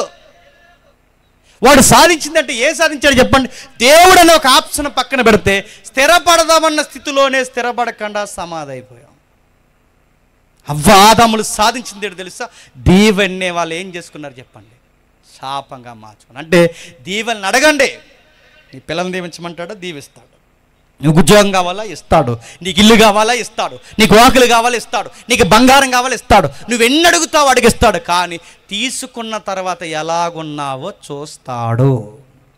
అది కనుక నువ్వు జాగ్రత్తగా వ్యవహరించకపోతే నీ ఇల్లే నీకు ప్రమాదం అయిపోతుంది. ఉద్యోగం ఇచ్చాడు. ఉద్యోగం ఇచ్చినప్పుడు ఎవరికీ జీతాలు లేవు. నీకు జీతం వస్తున్నప్పుడు దేవుని స్తుతించు. దేవా నాకు ఉద్యోగం ఇవ్వడం కాదు, నాకు జీతం ఇస్తున్నావు ప్రవ్వా. ఎవరికి లేని స్థితిగతులు నా చేతి నేను డబ్బిస్తున్నావు, ఇందుని బట్టి స్తుతిస్తున్నాను. ఇదిగో నీ సేవకు నేను ఎంత ఇస్తున్నానని ఆ కృతజ్ఞత నీకు లేకపోతే నీ ఉద్యోగంలో వచ్చిన డబ్బులతో నువ్వు తాగుబోతు పార్టీలు పెడితే ఆ తాగుబోతు పార్టీల్లో నువ్వేమైపోతావు చెప్పు? ఎగిరిపోతావు. ఎందుకంటే నువ్వు తాగావు, ఆ తాగి రోడ్డు మీదకి వస్తావు, ఆ రోడ్డు మీద ఒక ప్రమాదం జరుగుద్ది, ఆ ప్రమాదంలో ఎగిరిపోతావు. ఇప్పుడు దేన్ని బట్టి పోయో తెలుసు? ఉద్యోగాన్ని బట్టి పోయావు. ఎందుకంటే ఉద్యోగం వచ్చింది కాబట్టి జీతం వచ్చింది, జీతం వచ్చింది కాబట్టి తాగావు కాబట్టి లారీ కిందకి పోయావు. ఇదంతా జరగకూడదంటే ఉద్యోగం ఉండకూడదు, ఉద్యోగం ఉండకూడదు, జీతం ఉండకూడదు. ఇదంతా జరగకూడదంటే ఇదిగో గుర్తుపెట్టుకో, దేవుడు నీకు ఉద్యోగం ఇవ్వకూడదు. ఈ ఉద్యోగం ఇవ్వకూడదన్న దేవుడు నువ్వు ఎలా చచ్చిపోతావు? ఉద్యోగం ఇవ్వలేదు. నువ్వు ఆశీర్వాదం పొంది నీ పిల్ల పాపలతో గుప్పడి మెతుకులు తింటావని నీకు ఉద్యోగం ఇస్తే ఈ ఉద్యోగాన్ని వక్ర మార్గానికి తిప్పావు గనక ఆ ఉద్యోగమే నీకు లారీ కింద పడి చచ్చే సాగుని తెచ్చింది. ఏదైనా మీరు చూడండి, ఇల్లు ఇస్తాడు. ఆ ఇల్లు ఇచ్చిన తర్వాత ఏం చేస్తావు? ఆ ఇల్లు ఇచ్చినప్పుడు ఇల్లుని బట్టి దేవుడు స్తుతించు. దేవా చాలా మందికి ఇల్లు ఉంది, ఇల్లు లేక ఏడుస్తున్నారు ప్రభా, నాకు ఈ ఇల్లు అయినా ఇచ్చావు. ఆ ఇల్లు కూడా లేని వాళ్ళు ఉన్నారు. ఇంటిని బట్టి నేను స్తుతిస్తున్నాను ప్రభా అని దేవుని స్తుతించు. అంతేగాని చర్చ జరుగుతున్న టైంలో చర్చ ఎగ్గొట్టి ఆ ఇంట్లో కూర్చుని ఆ టీవీ సెట్ ఒకటి పెట్టుకుని ఆ ఎదురుగా కుర్చీ వేసి కాలు మీద కాలేసి ఊగుతూ మంచాల మీద పడి దొల్లి సుఖాలు పడితే ఆ ఇంటిని నిన్ను రోడ్డు మీద ఈడిసేస్తాడేమనుకుంటున్నావు? నీకు ఇల్లు ఇచ్చిన దేనికి చర్చ ఎగ్గొడతావన్నా? నీకు ఇల్లు ఇచ్చిన దేనికి తాగి దొల్లుతావన్నా? నీకు ఎందుకు ఇచ్చాడు ఇల్లు? బయటికి వెళ్ళి చూడు, ఇల్లు లేని వాళ్ళు ఉన్నారు. బయటికి వెళ్ళి చూడు, గుప్పడి మెతుకులు దొరకని వాళ్ళు ఉన్నారు. ఈ మధ్యకాలంలో చూడండి, దేవుడు అంటే లెక్కలేని వాళ్ళు. ఎందుకంటే దేవుడిచ్చిన దీవెన తీసుకుని దేవుని లెక్క లేకుండా తిరుగుతున్నారు. ఇప్పుడు చెప్పండి, మీకు అర్థమైతే సౌలు ఎందుకు చనిపోయాడు తెలుసా? సౌలు అలా చనిపోవాలని దేవుడు కోరుకోడు. సౌలుని దేవుడు ఎలా కోరుకున్నాడంటే నువ్వు అనేక కుటుంబాలకి రాజుగా ఉండాలి, అనేక కుటుంబాలకి దీవెనకరంగా ఉండాలని సౌలుని దేవుడు చూస్తే ఆ సౌలు ఏమనుకున్నాడంటే ఇంకెవడ రాజు అవ్వకూడదు, నా తర్వాత ఇంకెవడ ఎదగకూడదు, నా కుటుంబమే బాగుండాలని సెల్ఫ్ ఆలోచించుకున్నాడు. చూసారా? తన స్వార్థం వల్లనే ఇచ్చిన దీవెన్ని శాపంగా మార్చేసుకున్నాడు. నేను ఎందుకు రాజుని చేసింది? అందరినీ పాడు చేస్తామని కాదు, అందరినీ చంపుతామని కాదు, నేను రాజుని చేసింది ఎందుకంటే అనేక కుటుంబాలకి దీవెనకరంగా ఉంటాను. కానీ అధికారాన్ని అడ్డగోలుగా వాడుకున్నాను. సంసోన్ని నీకు ఎందుకు బలం ఇచ్చింది? ఆ అమ్మాయిని ప్రేమించి ఈ బలం పట్టుకెళ్ళి ఈ దెలీలాతో ఎటకారాలు ఆడదామని కాదు, నీకు ఎందుకు బలం ఇచ్చింది? ఇశ్రాయేలు మీద ఏగ వాలకుండా చూసుకుంటామని నీకు బలం ఇస్తే ఆ బలంతోనే ఎటకారాలు ఆడవు. చివరికి ఏమైంది? కళ్ళు పీకించుకొని చనిపోయే పరిస్థితికి వచ్చి ఇస్కరియోతు యోధా నిన్నెందుకు అపోస్తలం చేసింది? సేవను అమ్మేస్తావని కాదు, సందాన్ని దొంగిలిస్తావని కాదు, నీ సేవలో నువ్వే పెద్ద తెలివైనడు అని అనుకుంటావని కాదు. ఆ సేవ నీకు ఇచ్చింది రేపు పొద్దున ఈ సింహాసనమే కాదు, నిత్యత్వంలో కూడా నీకు సింహాసనం వేయాలని దేవుడు కోరుకుంటే రూపాయి కోసం ఆశపడి చివరికి అపోస్తలత్వాన్ని ఉరుతాడుగా మార్చేసుకున్నాం. ఇప్పుడు చెప్పండి, దేవుడు కొన్ని ఇస్తాడు, ఆ కొన్ని ఇచ్చినప్పుడు జాగ్రత్తగా వాడుకోండి. వాటిని జాగ్రత్తగా వాడుకోకపోతే మళ్ళీ చెప్తున్నాను, ఇచ్చినవే మనకేమవుతాయి చెప్పండి? ప్రమాదం అయిపోతాయి. ఇచ్చినవే మనకు ప్రమాదం అయిపోతాయి. ఇంత చెప్పాక ఏమడిగినేస్తాడా? ఏమడిగినేస్తాడంటే ఏమడిగినేస్తాడు. కొంతమంది వంకరోళ్ళు అంటారు, నన్ను సీఎం అని చేస్తాడా? చేస్తాడు. కానీ నేను ఎందుకు చేయడు చెప్పిన? నేను ఈది నెంబర్ చేస్తాను నిలబడం. నేను పంచాయతీ ప్రెసిడెంట్ చేస్తాను, అలాంటిది నేను సీఎం చేస్తే రాష్ట్రాన్ని నమ్మేస్తాను, అందుకే చేయలేదు నేను. దేవుడు చేస్తాడంటే చేస్తాడు. అంటే కొంతమంది అడుగుతారు, ఈ ప్రేయర్ నుంచి వెళ్తున్నప్పుడు వజ్రం దొరుకుతుంది, కానీ నీకు దొరకదు. ఎందుకు చెప్పనా? నువ్వు వజ్రం కాబట్టి దొరకదు. మామూలుగానే నిలబడి నీకు వజ్రాలు దొరికితే ఏం చేస్తావు? నీ కళ్ళు ఇక్కడికి పోతాయి. కొన్ని దేవుడు మనం అడిగిన ఇంతకి కూడా చెప్పనా, ఆ దీవెల్ని మనకు మెయింటైన్ చేయడం చెప్పండి రాదు. వాటిని మెయింటైన్ చేయడం రాదు. అది మనకు మంచిది కాదని కూడా మనం ఏమనుకుంటాం? మోకాళ్ళు వేసి 3 రోజులు ఉపవాసం ఉన్నాను, 6 రోజులు ఉపవాసం ఉన్నాను, నాకు ఇస్తావా, నాకు ఇస్తావా అంటే తీసుకుంటాడు. ఆ తీసుకున్న దాంతో పోతాం. గుర్తుపెట్టుకో. కొన్ని అడగండి, ఆయన ఆలస్యం చేస్తున్నప్పుడు ఆగండి, దేవా నీ చిత్తం ఏదైతే అదే జరిగించు, నేనైతే అడిగాను, అది నాకు అనుకూలం కాకపోతే వద్దని దేవునికి లొంగిపోవడం నేర్చుకోండి. ఎందుకంటే కొన్ని ప్రమాదాలు మనకు తెలియకుండానే వస్తాయి. ఇప్పుడు చదవండి ఆ మత్తయి సువార్త 25వ అధ్యాయం 14 వచనం. మత్తయి సువార్త 25వ అధ్యాయం 14 వచనం చదవండి ఒకసారి. మత్తయి సువార్త 25వ అధ్యాయం 14 వచనం. పరలోక రాజ్యము ఒక మనుష్యుడు దేశాంతరానికి పోయి తన ఆస్తిని వారికి అప్పగించినట్లుండెను.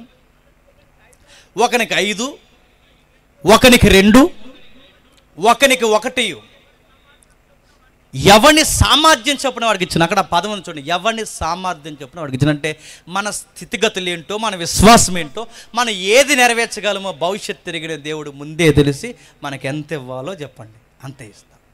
ఒకవేళ మనకి ఎక్కువ ఇస్తే వాటిని మెయింటైన్ చేయడం రాదు. మన ఉన్నతమైన స్థితిలో పెడితే అక్కడ నిలబడడం మనకు రాదు. ఆ ఉన్నతమైన స్థితిలో దేవునికి మనం దగ్గరకు ఉండలేము. అందుకే దేవుడు మనకి ఎన్ని ఇవ్వాలో అన్నే ఇస్తాడు. ఇచ్చిన తర్వాత ఏం చేస్తాడు? ఇంటికి వెళ్ళి చదవండి ఆ సందర్భాన్ని. 5 ఇచ్చినవాడు 5 తీసుకున్నవాడు 5కు 5 చేశాడట. 2 తీసుకున్నవాడు 2కు 2 చేశాడట. 5 తీసుకున్నవాడు 5 చేస్తే ఇంకేమన్నాడు చెప్పండి? బలా నమ్మకమైన దాసుడా, ఇంకా తీసుకో అన్నాడు. 2 తీసుకున్నాడు 2 చేస్తే ఏమన్నాడు? బలా నమ్మకమైన దాసుడు, ఇంకా తీసుకో అన్నాడు. 1 తీసుకున్నాడు బాధ్యత లేకుండా కప్పెడితే ఏమన్నాడు? ఈయన కప్పెట్టాను అన్నాడు. మీకేమర్థమవుతుంది? ఏదన్నా దేవుడు మనకి ఇచ్చినప్పుడు అది జాగ్రత్తగా ఉన్నాం అనుకోండి, ఇంకా ఇస్తాడు. ఇంకా జాగ్రత్తగా ఉండండి, ఇంకా ఇస్తాడు. ఇంకా జాగ్రత్తగా ఉండండి, ఇంకా ఇస్తాడు.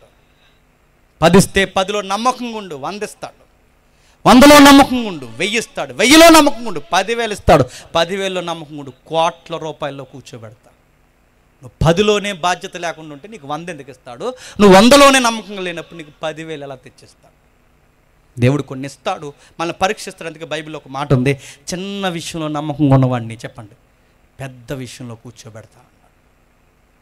దీవెనలు అడగండి. ఎన్ని అడుగుతారు అడగండి. ఆయన రొట్టెని అడిగితే రాతినిచ్చే రకం కాదు, చేపను అడిగితే పామునిచ్చే రకం కాదు, అంతకు మించే బెస్ట్ ఇస్తాడు. అంతకన్నా మంచిది మనకు కావాలి అంటే నమ్మకంగా ఉండాలి.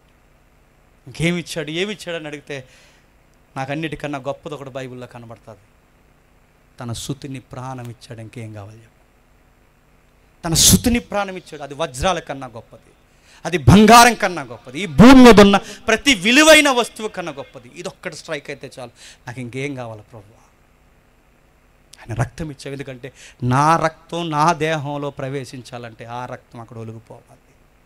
నేను దేహంతో ఉండాలంటే నా కోసం ఒక దేహం వేలాడిపోవాలి. నేను మనిషిగా ఉనికి కలిగి ఉండాలంటే నా మనిషి స్థానంలో ఒక మనిషి వేలాడిపోవాలి. నా ఉనికి కొరకు నీ ప్రాణమైన నీ సుతుని నాకు ఇచ్చేసావు. దైవం ఇళ్ళలోకి వచ్చింది, మన కొరకు బలైపోయాడు. ఆయన రక్తం ఇచ్చి ప్రాణమిచ్చి మనం కోరుకున్నది ఏంటో తెలుసా? ఈ భూమి మీద కన్నా గొప్ప స్థితిని ఇస్తాడు. ఏమి ఇస్తా ప్రభు అంటే ఆయన అన్నాడు, ఇదిగో తారగాని నిత్యత్వాన్ని ఇస్తాను. అక్కడ ఆకలి ఉండదు, అక్కడ దప్పుకుండదు, అక్కడ కన్నీరు ఉండదు. ఏముంటుందంటే ఎవ్రీడే ఒక జాయ్ఫుల్ లైఫ్ ఉంటుంది. అది ఇస్తానన్నాడు. యేసుప్రభుని ఎందుకు నమ్ముకున్నారంటే కారణాలు చెప్పకండి, రకరకాల కారణాలు చెప్పకండి. యేసుప్రభుని ఎందుకు నమ్ముకున్నారంటే ఆయన మా కొరకు మరణించాడు, తిరిగి లేచాడు, మళ్ళీ ఒకరోజు వస్తాడు. ఆయన ఉండే స్థానంలో మమ్మల్ని ఉండులాగిన తీసుకెళ్ళిపోతాడని నమ్మండి. అందుకే నమ్ముకున్నామని చెప్పండి. అంతేగాని ఇల్లు ఇస్తాడని నమ్మామండి, వాకిలు ఇస్తాడని నమ్మామంటే అంటే ఇల్లు ఇవ్వకపోతే నమ్మవు. హైదరాబాద్లో ఒక ఆయన ఉన్నాడు, పేరు అడగకండి. ఆయన విచిత్రమైన ప్రసంగం చేస్తాడు ఇంగ్లీష్లో. ఆయన ఏమన్నాడంటే, దేవుడు నువ్వు ఇల్లు అడిగావుగా? అడిగాను. ఎందుకు ఇవ్వలేదో తెలుసా అన్నాడు. ఎందుకు ఇవ్వలేదు సార్ అని అడిగితే విశ్వాసం చెప్తున్నాడు, నువ్వు పర్టికులర్గా చెప్పలేదు దేవుడికి. నువ్వు టైల్స్ ఇల్లు అని అడిగావా, మార్బుల్ అని చెప్పావా దేవుడికి? చెప్పలేదు కదా అన్నాడు. ఎంత ఎడకరమో చూడండి. దేవుడు చెప్తున్నప్పుడు క్లారిటీగా ఉండాలి. అవి టైల్స్తో ఉండాలా, మార్బుల్స్తో ఉండాలా? అడుగు క్లారిటీగా. ఈసారి నీకు ఎలాంటి హౌస్ కావాలి? డూప్లెక్స్ కావాలా, లేకపోతే థర్డ్ ఫ్లోర్ ఉన్న ఈ బిల్డింగ్ కావాలా, ఏది కావాలో ఒకసారి చెక్ చేసుకో. ఈదురు ఇలా వెళ్తున్నప్పుడు నీకు నచ్చిన బిల్డింగ్ ఏమైనా ఉంటే ఆ బిల్డింగ్ మీద గేటు దగ్గర చెయ్యి, ఆ గేటు దగ్గర ప్రార్థన చేస్తూ నజరేయుడైన యేసు నామమున ఇల్లు నాదవునుగా గాను ఆ దేవునికి. మరి ఆ కొంపలలో ఏమైపోవాలి? అన్నాడు తింగర ప్రార్థన అడుగుతున్నావు. అడిగితే ఇస్తానని కదా పక్కలు ఇల్లు అడగండి, ఏది అడిగిన ఇస్తానని కదా నేను ప్రార్థన చేయకండి. ఆయన ఇస్తాడు. ఏది ఇస్తాడు ఎదురు చూడండి. ఏమిస్తాడు ప్రభు అంటే ఆ కొండ మీద ప్రసంగంలో చెప్పాడు, ఇలా రండి ఆకాశ పక్షం చూడండి, అవి ఎత్తవు కోయవు. కీర్తనలు అన్నాడు, ఆ భూమి మీద తిరుగుతున్న జంతువులు చూడండి, అవి యెహోవాని మొరపెట్టుచున్నవి. ఎందుకు చెప్తున్నా ప్రభు అంటే ప్రాక్టికల్ విషయం చెప్తున్నాడు. ఆ విత్తవో కోయి వాటిని చూడండి, వాటిని పోషిస్తున్న నేను వాటికన్నా శ్రేష్ఠులైన మిమ్మల్ని మీరు అనుకోవచ్చు జనరల్గా ఏమంటారంటే పక్షుల జీవితం మన జీవితం, జంతువుల జీవితం మన జీవితం ఒకటి అంటే ఎస్, ఎగ్జాక్ట్లీ ఒకటే. గుర్తుపెట్టుకో, ఖచ్చితంగా ఒకటే. ఒక్కటే అని ఎలా చెప్పగలరంటే మీరు చూడండి, చెక్ చేయండి. ఈ గూటు పక్షి ఆ గూటికి వెళ్తుందా? వెళ్దు. ఆ గూటు పక్షి ఈ గూటుకు వస్తుందా? రాదు. ఈ పక్షికి పుట్టిన పిల్లలు ఆ పక్షి దగ్గరికి వెళ్తాయా? వెళ్ళు. ఎందుకు? వాళ్ళ మమ్మీ ఎవరు ఆ పక్షులకి తెలుసు, వాళ్ళ ఇల్లు ఏదో ఆ పక్షులకి తెలుసు. మీరు నమ్ముతారు లేదు, కొన్ని పక్షులు గూళ్ళు ఉంటాయి, వాటికి సెపరేట్ బెడ్రూమ్ కూడా ఉంటుంది. మీరు చూడండి కావాలి, వాటికి రూట్ మ్యాప్ ఉంటుంది. మీరు ఈది కుక్కను చూడండి, ఆ ఈది కుక్క అక్కడ వరకు వస్తుంది, ఆ ఈది చివరి ఆగిపోతుంది. ఎందుకు ఆగిపోయింది? దానికి తెలుసు దాని పంచాయతీ అక్కడ వరకు ఉందని. అందుకే ఆడికి వచ్చి అక్కడి నుంచి మురుగుతుంది, మన అక్కడి నుంచి లోపల రాదు. దానికి తెలుసు దాని పంచాయతీ అక్కడి వరకు. అందుకే చూడండి, ఈది కుక్కలు అక్కడి వరకు వెళ్తే అక్కడి నుంచి ఇక్కడికి వస్తాయి, అటు నుంచి అవ్వెళ్ళు, ఇటు నుంచి ఇవ్వళ్ళు. అందుకే చూడండి, సేమ్ వాటికి పంచాయతీలు ఉన్నాయి, వాటికి మండలాలు ఉన్నాయి, వాటికి ఎమోషన్స్ ఉన్నాయి, వాటికి ఫీలింగ్స్ ఉన్నాయి, వాటికి పిల్లలు ఉన్నారు. మన లింగు అని ఇద్దరు పిల్లలు కంటే మన ఫ్యామిలీ ప్లానింగ్ పోతున్నాం లింగు అని పిల్లలు కడితే. అందుకే స్లోగన్స్ వచ్చాయి, ముగ్గురొద్దు, ఇద్దరు ముద్దు, ఇద్దరు కూడా వద్దు, ఒకడే ముద్దు, ఆ ఒకడో వద్దు, నువ్వు నాకు నేను ముద్దు అంటున్నారు. నేను అడుగుతున్నాను ఒక పిల్లల్ని పెంచడానికి ఎంత కంగారు అయిపోద్దే? ఆ చీ అంటే పోయిన కుక్కకు 6 పిల్లలు. ఎన్ని? అందరూ ఆడవాళ్ళే పుట్టారు. ఇప్పుడు అడుగుతున్నాను, 6 పిల్లలు. వాళ్ళ మమ్మీ ఫీల్ అయిపోయింది, అయ్యో పిల్లలు పెద్ద అయిపోతారు, రేపు పొద్దున ఏ ఇంటికి పంపించాలి, ఏంటి ప్రాబ్లం ఏంటి, ఏమైపోతుంది. వాళ్ళ నాన్న కూడా పట్టించుకోవాలి, వాళ్ళ నాన్న కూడా తెలుసు. ఎందుకని వాళ్ళ నాన్న కూడా పట్టించుకోవట్లేదు. ప్రాబ్లం ఏంటని ఏమైనా టెన్షన్ అయిందా? నాకు ఒక్కొక్క విషయం తెలుసు. ఏంటి చెప్పిన, నన్ను పోషించే దేవుడు, చెప్పండి, నా పిల్లలను కూడా పోషిస్తాను. ఆ పక్షులకు తెలుసు మమ్మల్ని పోషిస్తున్న దేవుడు, చెప్పండి, మా పిల్లలు కూడా తెలుసు. అవి ఎల్ఐసి లేవు, అకౌంట్స్ లేవు, బ్యాంకింగ్ లేదు, ఏమీ లేదు, ఆధార్ కార్డు లేవు. ఎలా బతుకుతున్నాయి? ఇదే సొసైటీలో, ఇదే భూమి మీద, ఇదే గాలి పీరుస్తూ, ఇదే ఎన్నెలు అనుభవిస్తూ, ఇదే ఎండ కాస్తూ, ఇదే భూమి మీద బతుకుతున్నాయి. అవి బతుకుతున్నప్పుడు మనం ఎందుకు బతకలేకపోతున్నాం? వాడికి తెలుసట రేపటి ఆహారం రేపు దేవుడు సిద్ధపరుస్తాడు. అవే అంత నమ్మకంగా బతుకుతున్నప్పుడు వాటికన్నా శ్రేష్ఠులైన మిమ్మల్ని కూడా నేను, చెప్పండి, పోషిస్తాను. ఎప్పుడు పోషిస్తాను? షరతులు వర్తిస్తాయి. మొదట నా రాజ్యాన్ని, నీతిని వెతకండి, అకౌంటబిలిటీ మెయింటైన్ చేయండి. నా దేవుడు ఏంటి, నాకేమి ఇచ్చాడు, ఆయన రాజ్యంలోకి ఎందుకు పిలిచాడు, నేను ఏం చేయాలని కోరుకోండి. నీకు ఇల్లు కావాలా? ఇస్తాడు. నీకు వాకిలు కావాలా? ఇస్తాడు. నీకు పిల్లలు కావాలా? ఇస్తాడు. నీకు ఉద్యోగం కావాలా? ఇస్తాడు. నమ్మకంగా ఉండే ఇంకా ఇస్తాడు. కానీ ఒక్కటి మాత్రం చేయి, ఆయన నీతి ఏంటో తెలుసుకో, ఆయన రాజ్యం ఏంటో తెలుసుకో. నీకెందుకు కొన్ని విషయాలు ఇచ్చాడు తెలుసుకో. దేవుడు నిన్ను మరింత ఆశీర్వదించి ఉన్నతమైన స్థితిలో పెడతాడు. ఇంత విన్న తర్వాత ఏం చెప్పాడండి ఆ అబ్బాయి అంటే, ఏం అడగొద్దు అన్నాడని అడగండి, చెప్పకండి. నేను ఏమంటున్నానంటే అడగండి, నేను వద్దంటలేదు, అడగండి, కానీ కొంచెం జాగ్రత్తగా వెళ్ళి అడగండి. ఏమి ఇచ్చాడో చెక్ చేసుకుని అడగండి. దేవుడికి ఏం చేయాలో ఒక్కసారి చెక్ చేసుకుని అడగండి. దేవా చాలు ప్రభు, ఇవన్నీ ఉన్నాయి, ఇవి లేనులు కూడా ఉన్నారు ప్రభు అని అడగండి. మీరు వద్దన్నా మీకు ఏమి ఇవ్వాలని చూసుకుంటాడు. మీ పిల్లల భవిష్యత్తు బాగుంటుంది, మీ చదువులు బాగుంటాయి, మీ ఉద్యోగాలు బాగుంటాయి, మీ ఆరోగ్యాలు బాగుంటాయి, ఈ ఆరోగ్య పరిస్థితులు బాగుంటాయి. వీటి విషయంలో నమ్మకంగా ఉంటే దేవుడు ఇంకా ఇంకిస్తాడు. రేపొద్దున్న సిద్ధపరుస్తున్న నిత్యత్వంలో స్థలాలు కూడా, చెప్పండి, మనకు అనుగ్రహిస్తాడు. దేవుడు అట్టి దీవెన చేత దేవుడు మిమ్మల్ని అందరినీ ఆశీర్వదించునుగాక. ఆమేన్, ఆమేన్, ఆమేన్, ఆమేన్. ప్రార్థన చేసుకుందాం. ప్రేమగల తండ్రి, కృపగల దేవ, ఎంతమందికి తండ్రి సుదీర్ఘమైన సంగతులు అర్థమయ్యే నాకు తెలియదు తండ్రి. బైబిల్ ఏ కొసాన్ని కదిపిన తండ్రి ఈ సంగతులు ఉన్నాయి. వ్యక్తుల జీవిత వృత్తాంతాల బైబిల్లో మీరు ఎక్కువ రాశారు తండ్రి. మిమ్మల్ని బట్టి ఎదిగిన వారు ఉన్నారు, మీరు ఇచ్చిన దీవుల్ని సరిగ్గా వాడుకోక దిగజారిపోయిన వాళ్ళు కూడా ఉన్నారు తండ్రి. దిగజారిన వారు ఎందుకు దిగజారిపోయారు మాకు అర్థమవుతుంది. బాధ్యతగా ఉండలేకపోవడం వల్లనే నాశనం అయిపోయారు తండ్రి. ఆ స్థితిగతులకు మేము ఎవరు వెళ్ళకూడదు తండ్రి. మీ మీద ప్రేమ, అనురాగం తండ్రి, మీరు ఇచ్చిన ఔన్నత్యము తండ్రి మేము మరవకూడదు. మిమ్మల్ని స్తుతించడంలో తండ్రి ఏది మా కళ్ళును మైమర్పించకూడదు తండ్రి. తండ్రి సౌలు చేతులారా తన జీవితాన్ని పాడు చేసుకున్నాడు. సంసోన్ చేతులారా తన ఔన్నత్యాన్ని తగ్గించుకున్నాడు తండ్రి. యోధ తన అపోస్తులత్వాన్ని పాడు చేసుకున్నాడు తండ్రి. మాకు కూడా చాలా ఉన్నతమైన స్థితులు మీరు అనుగ్రహించారు తండ్రి. ఇల్లు ఇచ్చారు, పిల్లల్ని ఇచ్చారు, జీవితంలో ఆరోగ్య పరిస్థితులు అనేకమైన మాకు ఇచ్చారు తండ్రి. చివరికి మా జీవితంలో మేలుకరమైన కార్యాలు కొరకు తండ్రి మాకును మీకును పాపాలు అడ్డొస్తున్నాయని మీ స్థితిని ప్రాణాన్ని కూడా మాకు అనుగ్రహించారు. ఇన్ని చేసిన ఇవేమీ పట్టించుకోకుండా తండ్రి లెక్కలేని ఆశీర్వాదాలు మేము అడుగుతున్నాం తండ్రి. ఓకే, కానీ ఇచ్చుకున్న తర్వాత మేము ఎలా ఉండాలో మాకు తెలియకపోతే మా జీవితాలకు మేమే ప్రమాదం తెచ్చుకుంటాం తండ్రి. అర్థం చేసుకున్న వారు ధన్యులు.